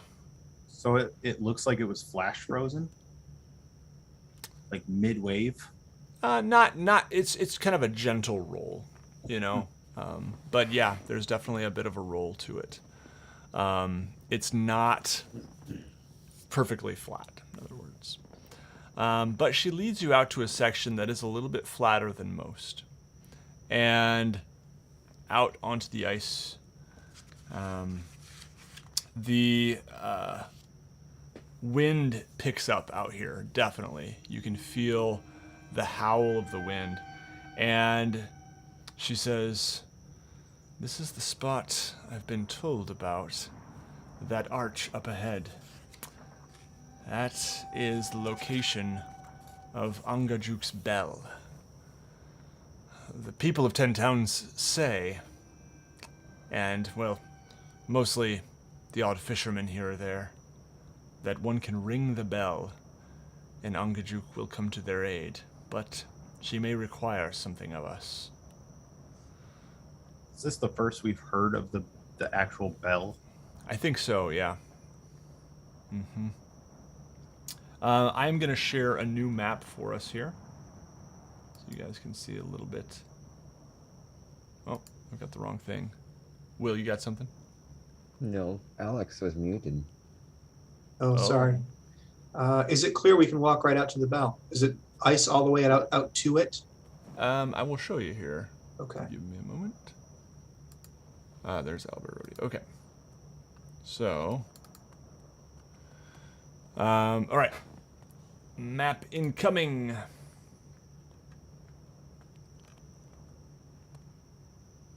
You can see Fizwick is playing some kind of like patty cake like game with the kobolds,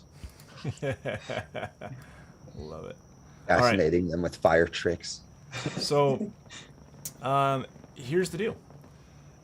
Yes, you can walk out to it. She kind of leads you down this little ledge here.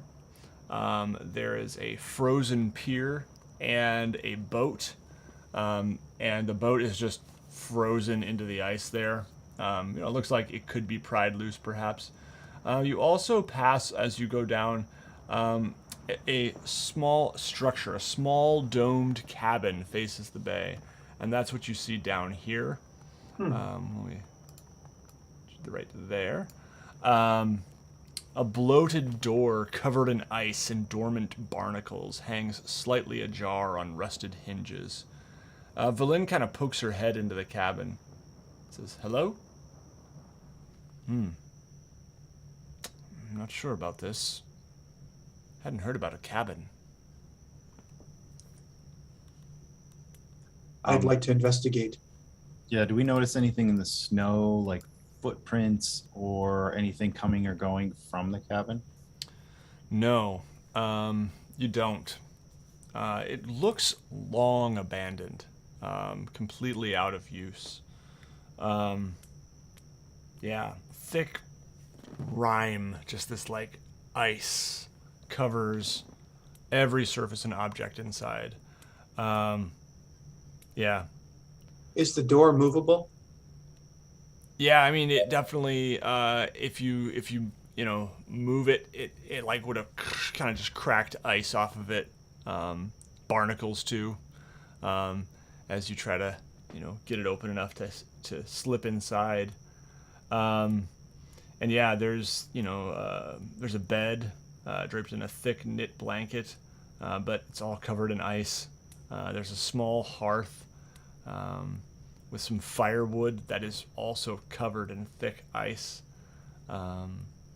Yeah, you could probably break it free if you really tried, but yeah. Is there a door in that room as well that I can see, but next to the bed, or a window or opening of some kind? Yeah, so the door there is just the to basically a firewood store there. Oh, And okay. there's a small hearth right there in the corner. Is the door to the firewood area closed? No, it's jar. It's a jar. You can see the wood inside. I'd like to walk in and just poke my head in there and look around a little bit. Yeah, it's just wood. Just okay. wood. Okay. Nikos has very little interest in abandoned cabins. Heading out onto that little pier, I kind of want to just take a look around and see if I notice anything out in the lake. Mm-hmm. Yeah, you don't see too much. So the way this works here is the arch is actually between these two structures here. Like this is one pillar, and this is the other pillar, and then you can see it right there, what it looks like. And then right here, you do see a bit of water that is not frozen over. And there's another pier over here. All right, Nikos will walk, trying to kind of go around that way, just trying to like stay on the more non-cracked areas where he can, over towards this pier. Yeah. As he, Go ahead. as he's doing that, Fizwick wants to launch an arrow across and see if he can hit that bell. All right. Go ahead and make an attack roll with your bow. And, we're going to say the DC is 21 to hit it. It's going to be a pretty hard shot. Oh, for some reason, I'm going to blow my inspiration on this. Yes. Screw it. I really want to ring that bell, man. Oh, and it gives me 18 again. What a waste. It was meant to be. Your arrow one of them just skids across the dock into the pillar. Clay looks at Fizwick. Says, "What are you doing? We have no idea what that thing will do." He just kind of looks at his feet. And like, damn it. Nikos is just marching over to it, like just. I'm gonna ring the bell. Just. He's gonna ring the bell. Go stand by him then. All right. So So over there when I ring the bell. Valin says, "The ice is solid. We can just walk out here. Come." And she's close by Nikos and kind of leaves the cabin and the pier behind as you all head out to ring the bell. Which one of you will ring the bell? Who will do the honors? Valin says. I will do so, but just before I do, I want to see. Is there like ice and stuff caked onto it? Like, is there a way I can tell like when the bell may have been rung last? There's a log right next to it. Bell It's rung on. it's very frosty, we'll say. But yeah, I mean it's hard to tell. But it's not covered completely in ice. It's just kind of got a coat of frost over it. Yeah. Okay. So relatively speaking, have been used relatively recently. Yeah, it could have been used in the last few days. Otherwise, it'd be like a solid block of ice that we'd have to like, Yeah. All right. I'm going to grab hold firmly of I imagine like the little rope thing, and Nice. That's perfect. Yeah, the bell sounds and nothing happens. Villain says it could take a while for her to arrive, and we'll just have to hope she's in range to hear it. But from what I hear, she should come in time. Fizwick kind of jumps on top of the bell, and you can just see him hanging from like a gang, gang, gang, gang, gang, gang, gang, gang, gang, gang, gang, gang. You think she'll hear it now? All right, hold. Lynn actually wraps her arms around you, Fizwick, and is like prying you away from the bell. You don't want to anger her. For a headache. All right. Well, that was very in character. So, anyway, I think, oh my, you guys see up ahead, in the sky, 3 vultures circling, and one of them lands right on the pillar of ice that you are standing near. What's that, little bro?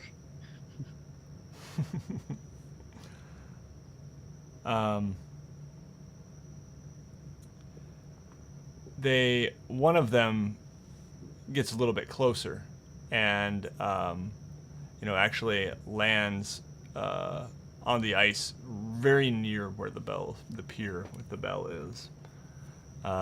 Another one lands very near. There are now 5 total vultures. Oh, yeah. And one of them swoops and Grukvar, a vulture has just attacked you. Everyone go ahead and roll initiative.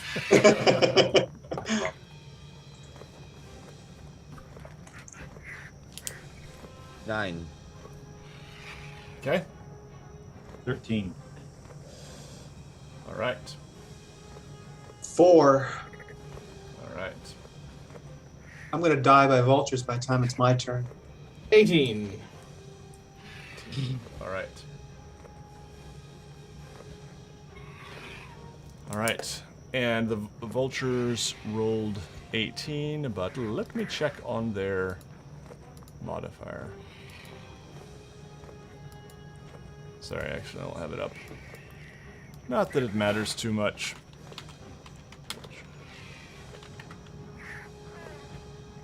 Oh, gosh. You guys could probably Google this faster than I'm going to find it on D&D Beyond. Do these just look like normal vultures? They're not like Yeah. giant vultures, or No, they're large, but they're not like giant. they're or not anything. dire vultures. No dire vultures here. Okay. Yeah. What are you looking up, Nate? I got it here. So they have a +0. So 18, so it's a tie. I'm going to give the advantage to the vulture in this case just because it's already attacked. And then Nikos will get a turn. So, Grukvar, the vulture, dive bombs you and attacks with its claws. Oop, I dropped the D20. And that is going to be a 19 to hit. 19 is my AC. That's a hit, correct? All right. And that is going to be a whopping 2 damage. What does that Piercing look damage. like, Nate? Describe it. What happens to my poor head? I would just, first of all, I would like to note that the vultures have now done more damage to the party than the frost giant and a mammoth. All right, so, anyway, okay. I think, did anyone get hit, actually? No. No. I think Nikos came real close, and then, nope. Yep, All right. I denied it. Magical trump card there. All right. So anyway, Grukvar, this thing just claws on the side of your head, and it actually comes away with your hat. Oh no. And drops it out on the ice about 40 feet out there. Oh, that's what your head looks like? All right, I'm gonna roll in mass for the rest of the vultures here. Okay. All right, we have got a natural 1. All right, and then we've got a this is stupid. 13. Okay, Nikos is a 13 hit. 13 will not hit. Okay, they all miss. Nikos, I know you have the lowest AC, so yeah, they all miss. All right, that brings us to Nikos. Your turn. All right. So these are just like slightly large vultures, not like massive. No, just large black vultures. How close together are they compared to where we are? They're probably, all hovering within 30 feet of your heads as they've kind of done their attacks. You said the magic word. Perfect. So Nikos looks up, sees all of them within like the 30-foot circle kind of thing, and as he does, he closes his eyes and unleashes a psionic blast within 30 foot as a massive radius up where all the vultures are. Nice. All right. How does that they need work? to make dex saves or take damage and fall prone. Okay. And it's damage or half. All right. Only one of them will make it with a... Oh, actually, does a 14 make it? No. Okay, they all miss. They all fail. All right. Well, they all take 27 points of damage. You guys see a rain of just black feathers as this black feathers just falling from the sky down on you, and vultures are gone. Thank you for taking care of that so quickly so we can get on with other business there, Michael. Nikos hasn't even stopped. He's just still got his arms crossed. He's just like, it's like waiting for the bus. You know what I mean? He just activated his umbrella, like. Yeah. Yeah. I did just read that they were supposed to be giant vultures, but anyway. I actually, somehow when I was preparing for tonight, I totally missed this encounter. And I was just like, yeah, so then I'm reading it and I'm just like, and now vultures attack them? But giant vultures, just so you know. Maybe let some of the other people in the party have some fun, Nikos. They have 22 hit points, so yeah, still toast. You can see Fizwick shot one anyways, just... armor class 10. Yeah, no, it wouldn't have gone any better. It would have done 2d4 plus 2 damage instead of 1d4 damage, so hey. Would they have all been dead? Anyway. Yeah, they still all be dead. They have 22 hit points each. Just more feathers. Yep. Just more feather. So anyway, so that happened. You guys just got attacked by hungry vultures who thought they had found their feast. All right. That being said, the meat's probably still good if you want, Fizwick. Not a vulture. That's the one thing Fizwick won't eat. That's the one thing you won't eat? Oh, they're full of worms and nastiness. Ugh, I don't want to. All right. After a few more minutes of waiting, you guys start to see the water churning a bit there in that center pool. And sure enough, up from the pool, a large whale head emerges. This is a sperm whale, whitish gray, and it has a kind of ropes and straps of leather sort of tied around it, almost looking like it's wearing a saddle or a hat of some kind. And it emerges. Comes prepared, apparently. And it says, "Who calls me?" And this deep kind of resonant vibration, you just feel it in your chest. Velen steps forward and says, We would request your aid. And she kind of looks uncertainly at the rest of the party. Nico steps forward and says, "Great creature from beneath the icy depths, we seek passage to the city of Yithrin." And Velen, so actually not the city of Yithrin, rather to an island that Velen believes holds the key to the city of Yithrin. We wish to find the key to the city of Yithrin on this island that is somewhere. And Velen says... I elbow Velen. Yeah, Velen actually gets up closer to Angajuk and kind of kneels down on the ice. And you see her whispering something and to the whale.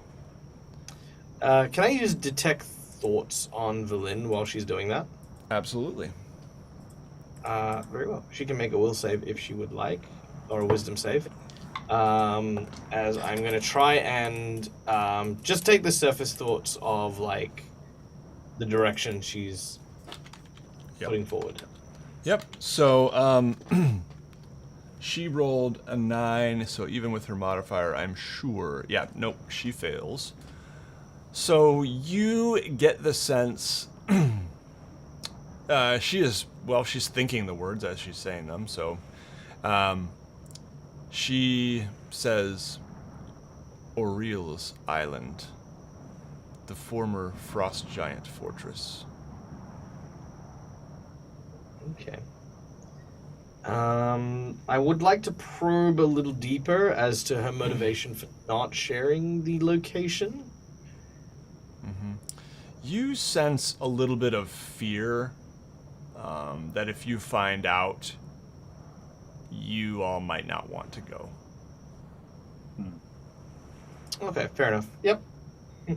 As long as it's like, haha, I will lure them here and use them as bait and then steal the key while their backs are turned is not there, then I'm good.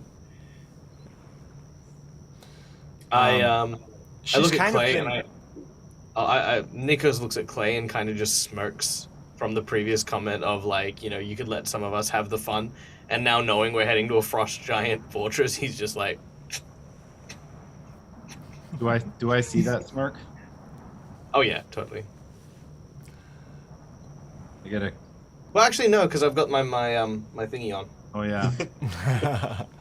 You also get the sense, like, Valin has been, like, just kind of dropping hints here and there, like, getting a little bit more, like, hey, watch out, the Frost Maiden is watching us, sort of language, has been getting, like, more frequent as you get closer, and she's just giving a little bit more info each time that, like, hey, this is dangerous, sort of thing.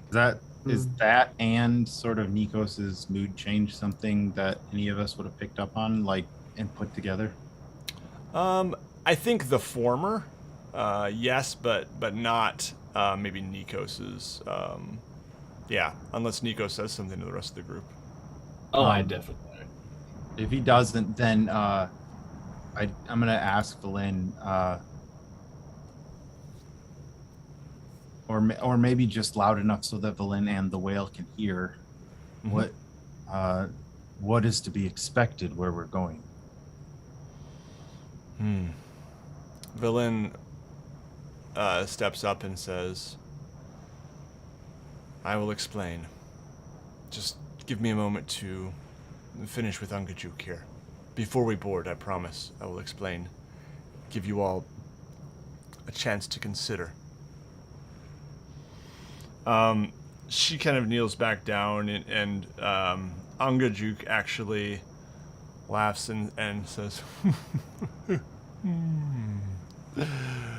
that is dangerous. I do not wish to get too close, and your departure from my back will need to be quick. Well, can you give us a little more detail on what so there's a giant saddle on the whale's back, Mm-hmm. and it's big enough for a whole party of people. Is it a flat platform, or is it like a big horse's saddle? Yeah, it's actually, as you look at it, it's almost like it's part of a ship as you get closer to it. It's got beams of wood, but also beams of wood, but also like a lot of leather covering it too. And Okay. yeah.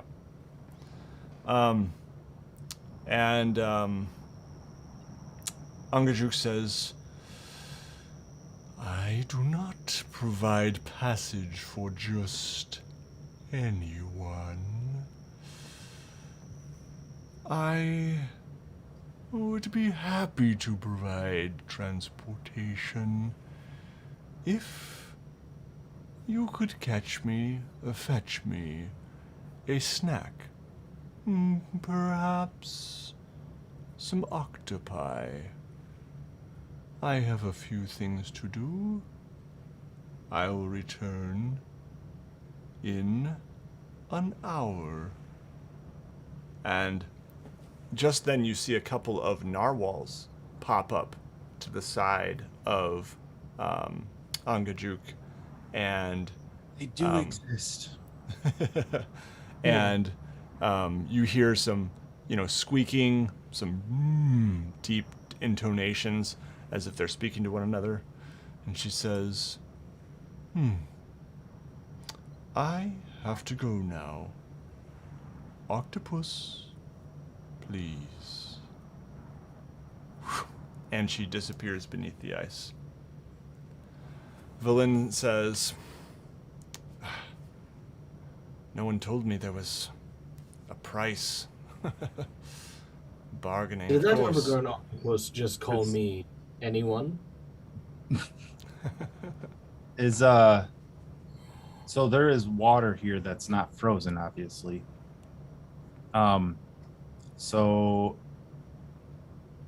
Clay is wanting to get on with the show, so I just take off my coat and upper armor and my boots. Mm-hmm. I jump in the water. All right. Awesome. Yes, I can breathe underwater, so I'm not just Yep. trying to kill myself here. Yep.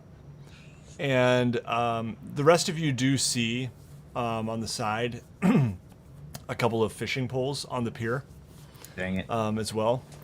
But Nico's laughs. but Clay is already You gone. can't catch octopus with fishing poles. Those are for fish. You As need pop. Clay, you see as you kind of, jump beneath the surface, you actually see what appears to be a large bubble over Angajuk's saddle, if you will. And I'll show you what that looks like here.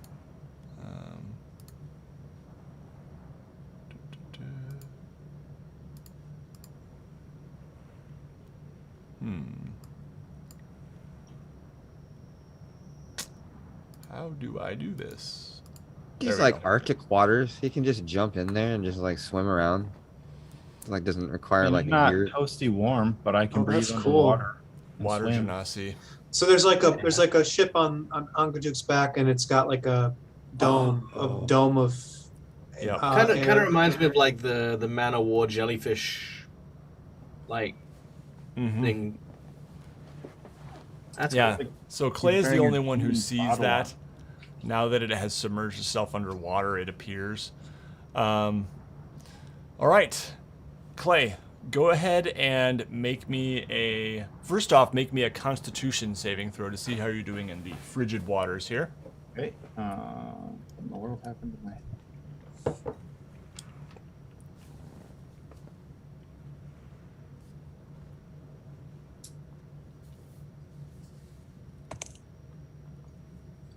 $24.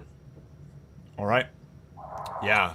You feel cold, but you stave off the ill effects and frostbite for the time being. Also, my Um, swim speed is as fast as my walking speed, just so you know. Okay. Very So I good. think 40. Go ahead and make a survival check as on your quest for octopi here. 11. Okay.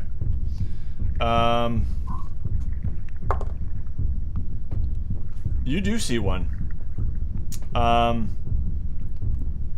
Yeah. What you see one in the distance, an octopus. What would you like to do? Define How distance. big is it? We'll say it's 40 feet away. Okay. So I... It's about as big as Clay. Of course it is. So I slowly take the spear that I have off my back. How does throwing work underwater? I don't think it's gonna work so well. I feel like there are actually rules for underwater combat. Is it like have the distance or something? If I may. Yeah. The underwater rules are if it's a piercing weapon, it is unaffected by the impact of the underwater combat. If it is anything else, then it suffers a disadvantage on attack, and any damage that is dealt is halved. Okay. Perfect. Thank you. So, being that it's a throwing spear, I shouldn't have to worry about effects from water. Nope. Okay. It's 40 feet away. Yep. I'm gonna slowly move to within about 20 feet of it. And then I'm gonna try to hurl my spear at it. Okay. Yep. You may go ahead and make that attack roll. Thank goodness. 23. That is definitely a hit. Then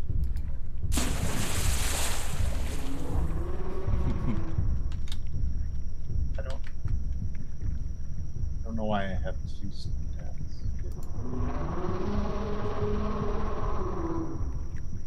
But anyway, Go ahead and roll your 11. damage. 11. 11 damage. Yeah. That is enough. The octopus, your spear pierces it, and it just kind of goes still as it, out of its movement, and just kind of floats there. Right. In I'm gonna place.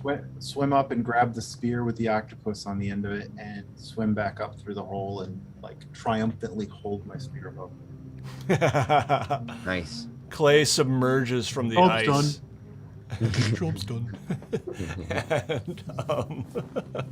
and just kind of, triumphantly. And the rest of you are kind of like, I imagine the rest of you are trying to get fishing poles untangled, and you know how that is when you got a bunch of fish. Just one of the most frustrating things in the world. Which hook does this one go to? And Why I don't let my 5-year-old use my fishing pole. That's right, man. and there comes Clay, and you guys are just. Oh, I think you're muted there, Michael. Yeah, Sorry. Sorry. I was saying Nikos has snow-shaped a deck chair just on the ice, and he's just sitting back and just. Oh, I thought you were gonna say, Clay, I know you're cold. Here, sit on this chair made out of ice. It'll help. Ice. My butt stuck to the seat. Though I will say that that Fizwick, I will suggest that Fizwick make a campfire so that Clay can dry off. Mm-hmm. Not on the ice. Yeah. Bonfire it up. Yep, absolutely. There's enough wood around, just from the pier, some pieces, maybe some also scattered chunks from the cabin. Hey, I Will. gratefully sit next to it and let the warmth. I mean, my skin probably dries fairly fast, so I put my warm uppers on, but let the fire sort of dry off my lower region. You're saying you don't get nude. No, I didn't get nude. Oh, okay. Dang. Will. I didn't want to make anybody feel inadequate. Okay. What is going on here?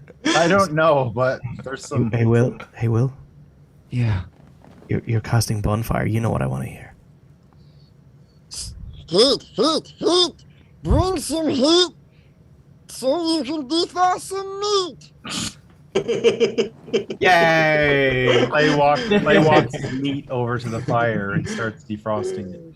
High five. We missed. We did. We sucked at that. Really long high five. It's hard. It's hard to coordinate It's not that like it's on across the the internet for distance. everyone to see. Well, technically, I guess Michael high fived before Will high fived because of the time difference. That's true. That's true. It is yeah, Tuesday. Yeah, exactly. So tomorrow you'll get there's this random either slap in the face or I'm high walking through the kitchen, just oh what? damn it. All right, very good. So go ahead and take a point of inspiration, Michael and Nikos. And you know what? Clay gets one too. Clay just freaking dove into the pool Yeah. and caught an octopus with a spear. Did you All mean Michael and Nikos, or Michael and Fizwick? Or Yeah, Michael and Fizwick Fizwick. and Michael Nikos? and I get Nikos. two. I get two. Michael gets one, and Did I Michael get get 2 points, or I got And none? at some Okay. point during I today, wasted when- my Yeah. money. Well, what are you I going know. to use your Gets an inspiration on in your real life? Yeah, no shit. I'm gonna try to fart or something this time and Get use out of my like a car accident or inspiration. something. maybe convince the bus driver to let me on for free. Like try my There you charm go. on. Uh-huh. You're gonna like try to jump over something in the city and biff it, and then use your inspiration and go back and do it again. Do It's a Control mulligan Z. for pickup lines too. It's like, oh no, that didn't go well, but don't worry. I have Yeah. I've got another one. I've got inspiration. So At that point, she turns Friday, know what I'm around saying? and walks away. You reach up and you pluck it out of the stat sheet in your mind and seize it. okay, you guys have a frozen octopus and a frozen water genasi, or the appearance of one, and who is now thawing. Velin, you can see just kind of peering. She's actually laying on her belly near the ice, just kind of peering in there. She seems very curious. She says, "This is a fascinating creature. I had heard tale, but can't believe it's real." Why, thank you. I didn't realize people have heard of me. He's gonna use my joke before I can do it. You're all a bunch of imbeciles. But I think I hear her coming.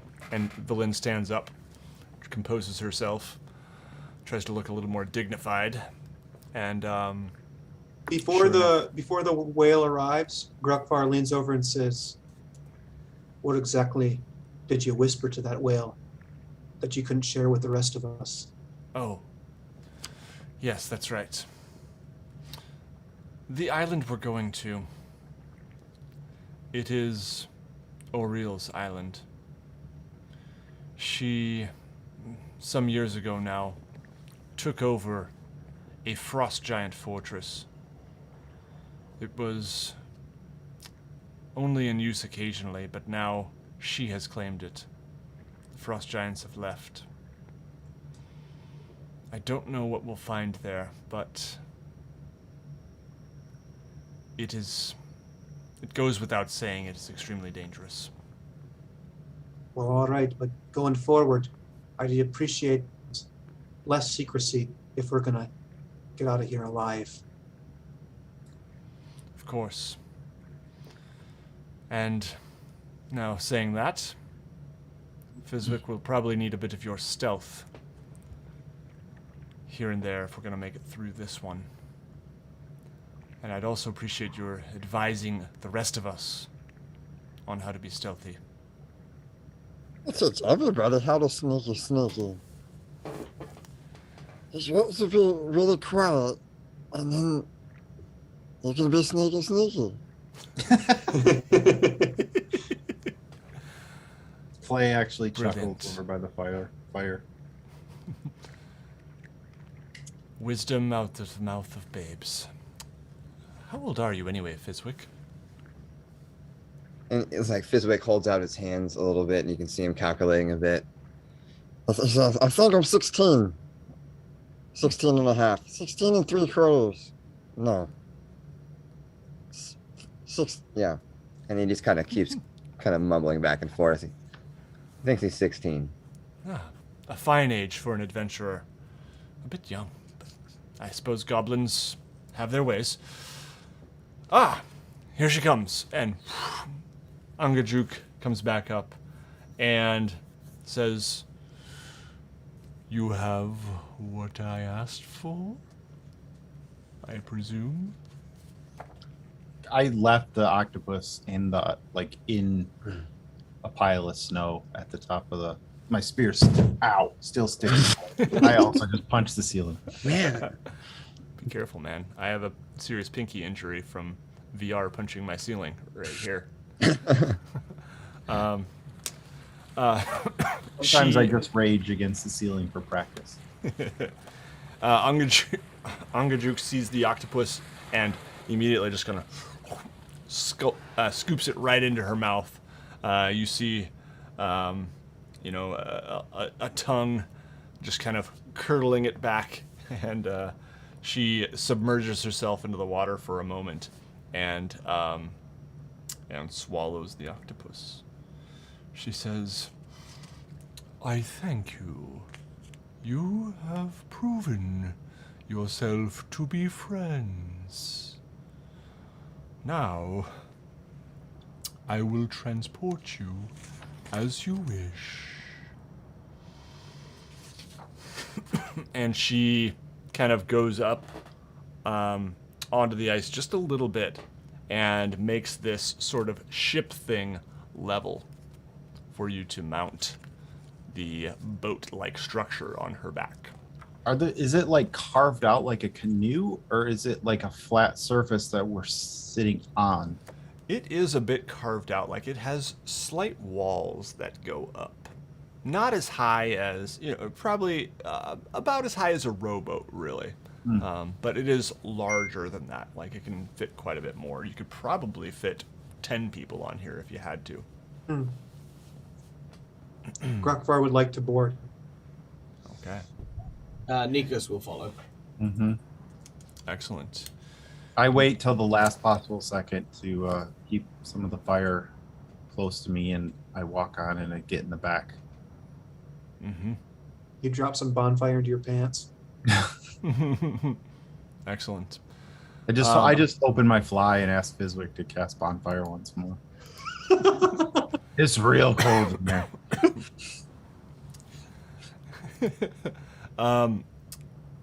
Villain seems a little bit nervous as she boards, and that got Will pretty good. She seems very trepidatious, but she does board. How do the rest of you board? What level of confidence or feeling do you portray as you board the whale? I have no nervousness around water, so I just get right in.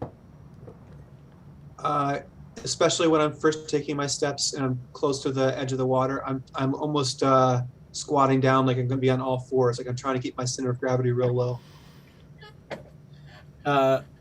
Nikos has had some time to think about escape contingencies and is now very confident.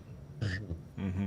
Very good. Fizwick is just kind of going up it and feeling it along the way. Like when you see a dolphin and you just never touched one and you just immediately want to touch it. Yeah. Don't touch them in the face. They don't like it. Good to know. Never touched a dolphin, so. Uncle Juke is my fantasy here. Well, next time we need to leave you alone? Dude, when you come to Australia, come to my neck of the woods. I can take you where you can actually like hang out with some dolphins and stuff. Oh, that's awesome. Like it's do that literally just like it's literally like just a couple hours like north of where I am. Like That's so cool. I did it called in Monkey Mire. Orlando. It's pretty sweet. That being said, be careful because Monkey Mire is like right next to Shark Bay. So Oh, Okay. Monkey Mire. I want to go there just based off of being called Monkey Mire. That's awesome. Oh, Hey man, did you go to Monkey Mire and see? Oh man, yeah, I love it. Monkey Mire. Sorry, Monkey Mire. that got me right there. All It's a fun right. name. So Angajuk says before you depart, she says, "I am thinking the journey will take about 3 days. Do you have all the provisions you need for that time?" I think so. We all still have rations and stuff in our packs. Yeah, right? we took enough for like what 2 weeks I think it was. Is there a chamber pot on board? That's Does the whale have crap Jeez, lines? Is you that just- what you're asking? You outthink these D&D writers, Alex. Let me tell you.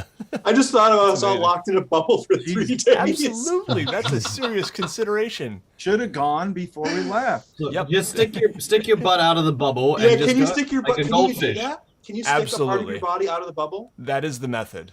Okay. Why do you That think is the the method. She narwhals explains follow it him to you. everywhere he goes? Yep. There's actually a bar on the back for you to hang on to. Okay. And there are actually a couple different bars in different proximities to the back of the bubble for Yes. creatures of different height. So he so you doesn't just have crap hang lines. onto the he has bar. crap bars. Your Ha- lower half will fly out into the water. Have you And guys you'll ever be seen the movie Master and Commander? Mm-mm. I have not. I saw that recently. Never saw it when it first came out. I thought it was pretty amazing for a number of reasons. But there's a scene where they're going through. They go so far south, it's like actually getting very cold and windy and snowy. And there's a scene, and they don't make a big deal out of it, but you can see as the camera goes past, it's panning over the entire boat. There's a guy taking a dump, like by hanging out on the rigging by the figurehead in the snowstorm, because Well, apparently that's how you did that. Yeah. So pirate ships and stuff had things called crap lines. So you would climb out on the rope riggings. Yeah. And, drop trow and go for it, which is I'm I'm assuming glad- I'm where so glad that taking a this is crap the, comes from. Yeah. I'm super glad that this is where I decide to go for my escapism with fantasy adventures. Like this is When I'm this in is my it right here. when I'm in my hammock and it's really cold, I'll just lean out and I won't even get out of bed.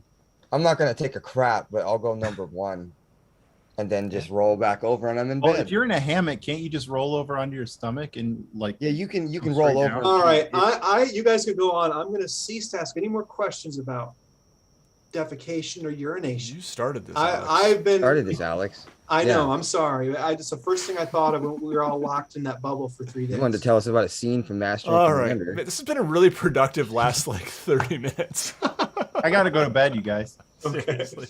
All right. Actually, we I go. have to go to the bathroom and then go to bed, but that's I'm learning a Unrelated. lot, though. All right. Yeah. So the journey begins, my friends. 3 days trapped in a bubble, except for your legs about once every 3 or 4 hours. So does this Um, journey happen are we diving deep? Like Not- kind of anti-airplane kind of travel or Pretty deep. Yeah, pretty deep. Like, you get the feeling you are near the bottom in some cases. And the journey passes pretty uneventfully. Like, you could sleep through the whole thing if you chose to do that. It's a gentle motion, much gentler, actually. And Clay would, has with experience at sea. Oh, I'm out most of the day. I'm just super relaxed and good. It's Yeah, like I mean, this being is in the much womb. more calming than even being on any ship you've been Is on. the bubble inside, is it warmed at all or does it take on the temperature of the sea? Yeah, I mean, you guys managed to just kind of heat it up with your body heat, kind of like you would a tent, basically. Yeah. And don't ask me how oxygen and stuff works down here, because it's Is magic. Lynn just completely grossed out that she has to hang out with 4 dudes in a bubble for 3 days? She seems okay. She's taking it all in. But when I say it passes uneventfully, I don't necessarily mean it's unspectacular. It is spectacular. The whale takes you past and is intentional about taking you past amazing underwater scenes that go beyond anything you could have imagined you would see under the sea. Rock formations that you didn't think could ever exist. Beautiful and just in all sorts of shapes. Shipwrecks. Quite a few shipwrecks as well. Large vessels, small ones. Some splintered bits of wood, others almost completely intact. You actually notice as we go past shipwrecks, Clay averts his gaze. He doesn't look at the shipwreck. And there are castles. Yes, my friends, castles under the water. One in particular, Valin points out, looks like storm giant architecture. Cyclopean ruins from the bygone empire of giants. And she points out one in particular, says, This is incredible. The Empire of Ostoria. It must be. And on it goes. Wonder after wonder. Any of those look inhabited? Like the storm giant one, for instance? No. Or are they all abandoned? Yeah, they all look abandoned. Are there any that we would know, like we would have heard about? Like just so we can join in the conversation or like appreciate it more than just like, oh, that's amazing. No. Yeah, I imagine you would have heard of the giant empire of Ostoria if you're, especially Clay probably, being familiar with the seas, would probably be very familiar with that. There's a giant whale that takes everybody by it, so apparently I think word got out. Yeah. The whales go, and to your left. Oh man. So after We can't understand a word it's saying because the speaker is really crappy. So, after 3 days of this incredible journey, at last you arrive. You emerge from the water, just briefly, and Angajuk says, "Quickly now, off. I've had a tangle with Oriel's rock in the past, and I do not wish to repeat it." And you guys see. Go ahead, Clay. Oh, I was going to say, as we get off, I take a moment to thank the whale. Yes, it was a pleasure to transport you. Please be careful. Whatever you are here for, I certainly hope it is important. Thanks, Angajuk. Bye. You guys smell funny. Before we head off on the ice here, Angajuk, how do we recall you to us when the time is right? That is a good question. Is there a bell here that somehow you could hear us ring? From 3 days away? Or should we meet you at an appointed time? Post a message on my lift He app. doesn't know. That is something the Dungeon Master probably should have read about. Yeah. Or just retcon that later Get then. back to you on that. Yeah. All right. I imagine somewhere on the island there might be another bell. Yeah, there's gotta be. But yeah, We've never gotten off this island, so why would there need to be? Why is there only one bell? It's one way? Couldn't be. But it's a 3-day distance. It doesn't It might- matter. I'm it sorry. might Go be- ahead. it might I've be a already one-way trip. burned off Can we my just like inspiration leave some point by change asking in the about defecation on this bubble ship. so she stays? Haven't you done enough, Alex? Yeah, I know. I'm done. Jeez. Stop asking enough. questions, man. We're trying to go on an adventure. I know. I All don't right, know how no. to poop, and I don't know how to get my ride back. movie. I was just flipping through the headings, seeing if there was a getting off the island section, but no. Then I'm not going to worry about it. Just Just- thinking about it in passing. Yeah. Well, here's the question: would Grukvar worry about that? Yeah. Yeah, Grukvar I would. feel like any of us would worry about Then that. that's Yeah. a perfectly reasonable, Yeah. It is reasonable totally. line of questioning. How do I get Whatever back? I'm just Okay. giving him crap. Okay. No, it's absolutely a good question, and I will get back to you on it. I have the feeling this might be a one-way trip, and you're gonna have to figure out an alternate method. But I'll get back to you on that. I will Okay. do the necessary reading.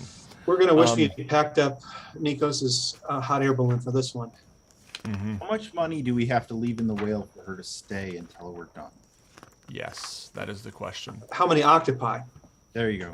All right, towering before you, my friends, you see on this island a large, and I'll show you here. Let's see, there we go. A Whoa. large skull-shaped fortress, Man, I made game art for that. high above. Yeah, you did. I remember that now. And this also happens to match a drawing, a sketch that you all have Castle seen Grayskull. before. featuring He-Man. It looks like it. But no, this is a page that you tore from a journal of a murderer named Fizwick Caltro. He had drawn this place. You killed him. He wisped away into the sky. Well, something did from his body. I remember the name, but He's the first guy we fought. Okay. Yeah, so you guys were on the trail of a murderer, and you tracked it, followed this caravan that he was a part of, essentially, this traveling market. And he kind of went off, and you followed him and confronted him. And in his journal, this was one of the drawings, a sketch of this island. And so you would have that recognition there. As you approach, the fog through which you've been traveling thins just enough for you to see cliffs of solid ice. Jutting out of the water off the coast are bare, weather-beaten masts of sunken ships.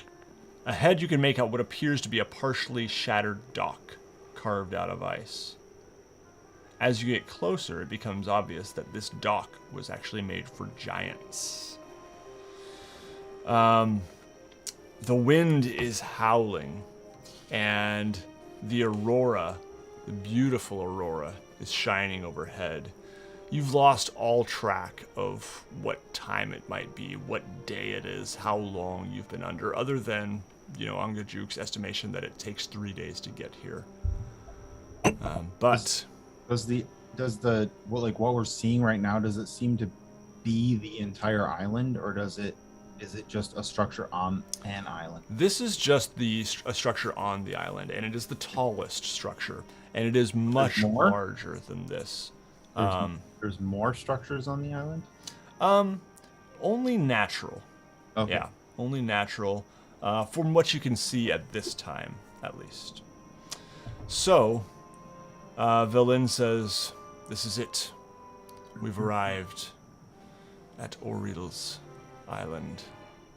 I do not know what lies ahead, but if I don't make it through this, could someone deliver the message to my kobolds of what happened to me?"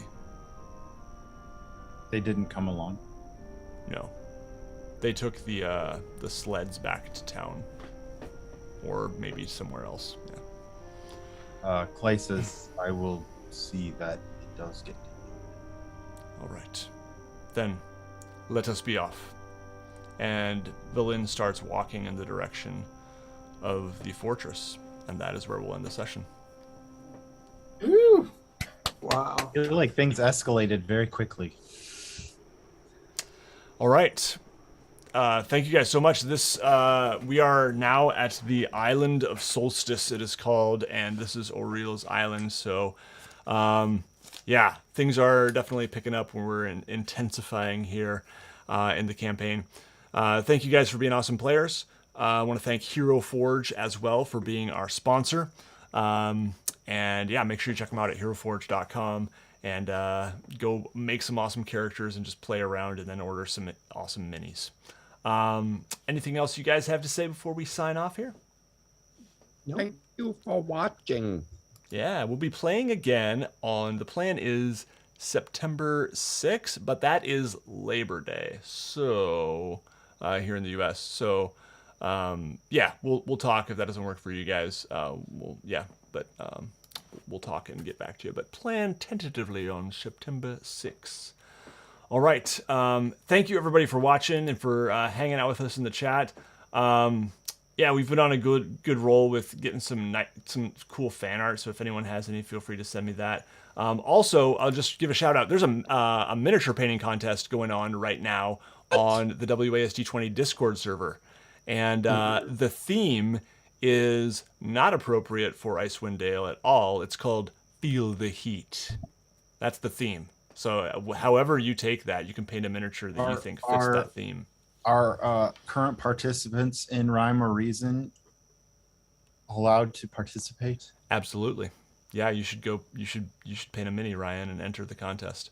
The winner will get a $10 drive-through RPG gift card, and we're working on a new role. We're thinking about calling it Micro Angelo. Okay. So that's Got one laugh from me, man. I'm the turtle. A new role. Yeah, so yeah, on the Discord server, there's roles like the winners of the mapping contest get the role. Our top 3 each mapping contest get the role Master Cartographer. Okay. There's a role for patrons. To go edit that with a moderators, wah, you know, etc. So anyway, Micro Angelo, I love it. I think it's genius. So thank you. That Patrick posted a link in the Discord in the chat, and Patrick. Thank you as always for your work on the contests. I love the name. Steve laughed. Thank you, Steve. I love you. Yeah, I don't know if that's the final name. Patrick's been getting feedback on that. Yeah, thank you to Patrick for When does the all he does. end? Patrick, when does the contest end? I'm going to click on the link and find out. I'm there, but it looks like there's just a map contest. Yeah, if you scroll down a little bit more, there's in the arts section, there's a miniature painting contest, and let's see here, mini painting contest. What? Here it is. Submissions, the 12th of September. All right. So you got a few weeks yet. Yep. 12th of September at 11:59 p.m. EDT. So yeah. Should be fun. And yeah, come over to the Discord server. There's a link in the video description. We do mapping contests once every couple months too, and just a lot of cool community stuff going on. So come join us. All right. Thank you guys again. Yeah, we'll see you very, very soon. Bye. Bye.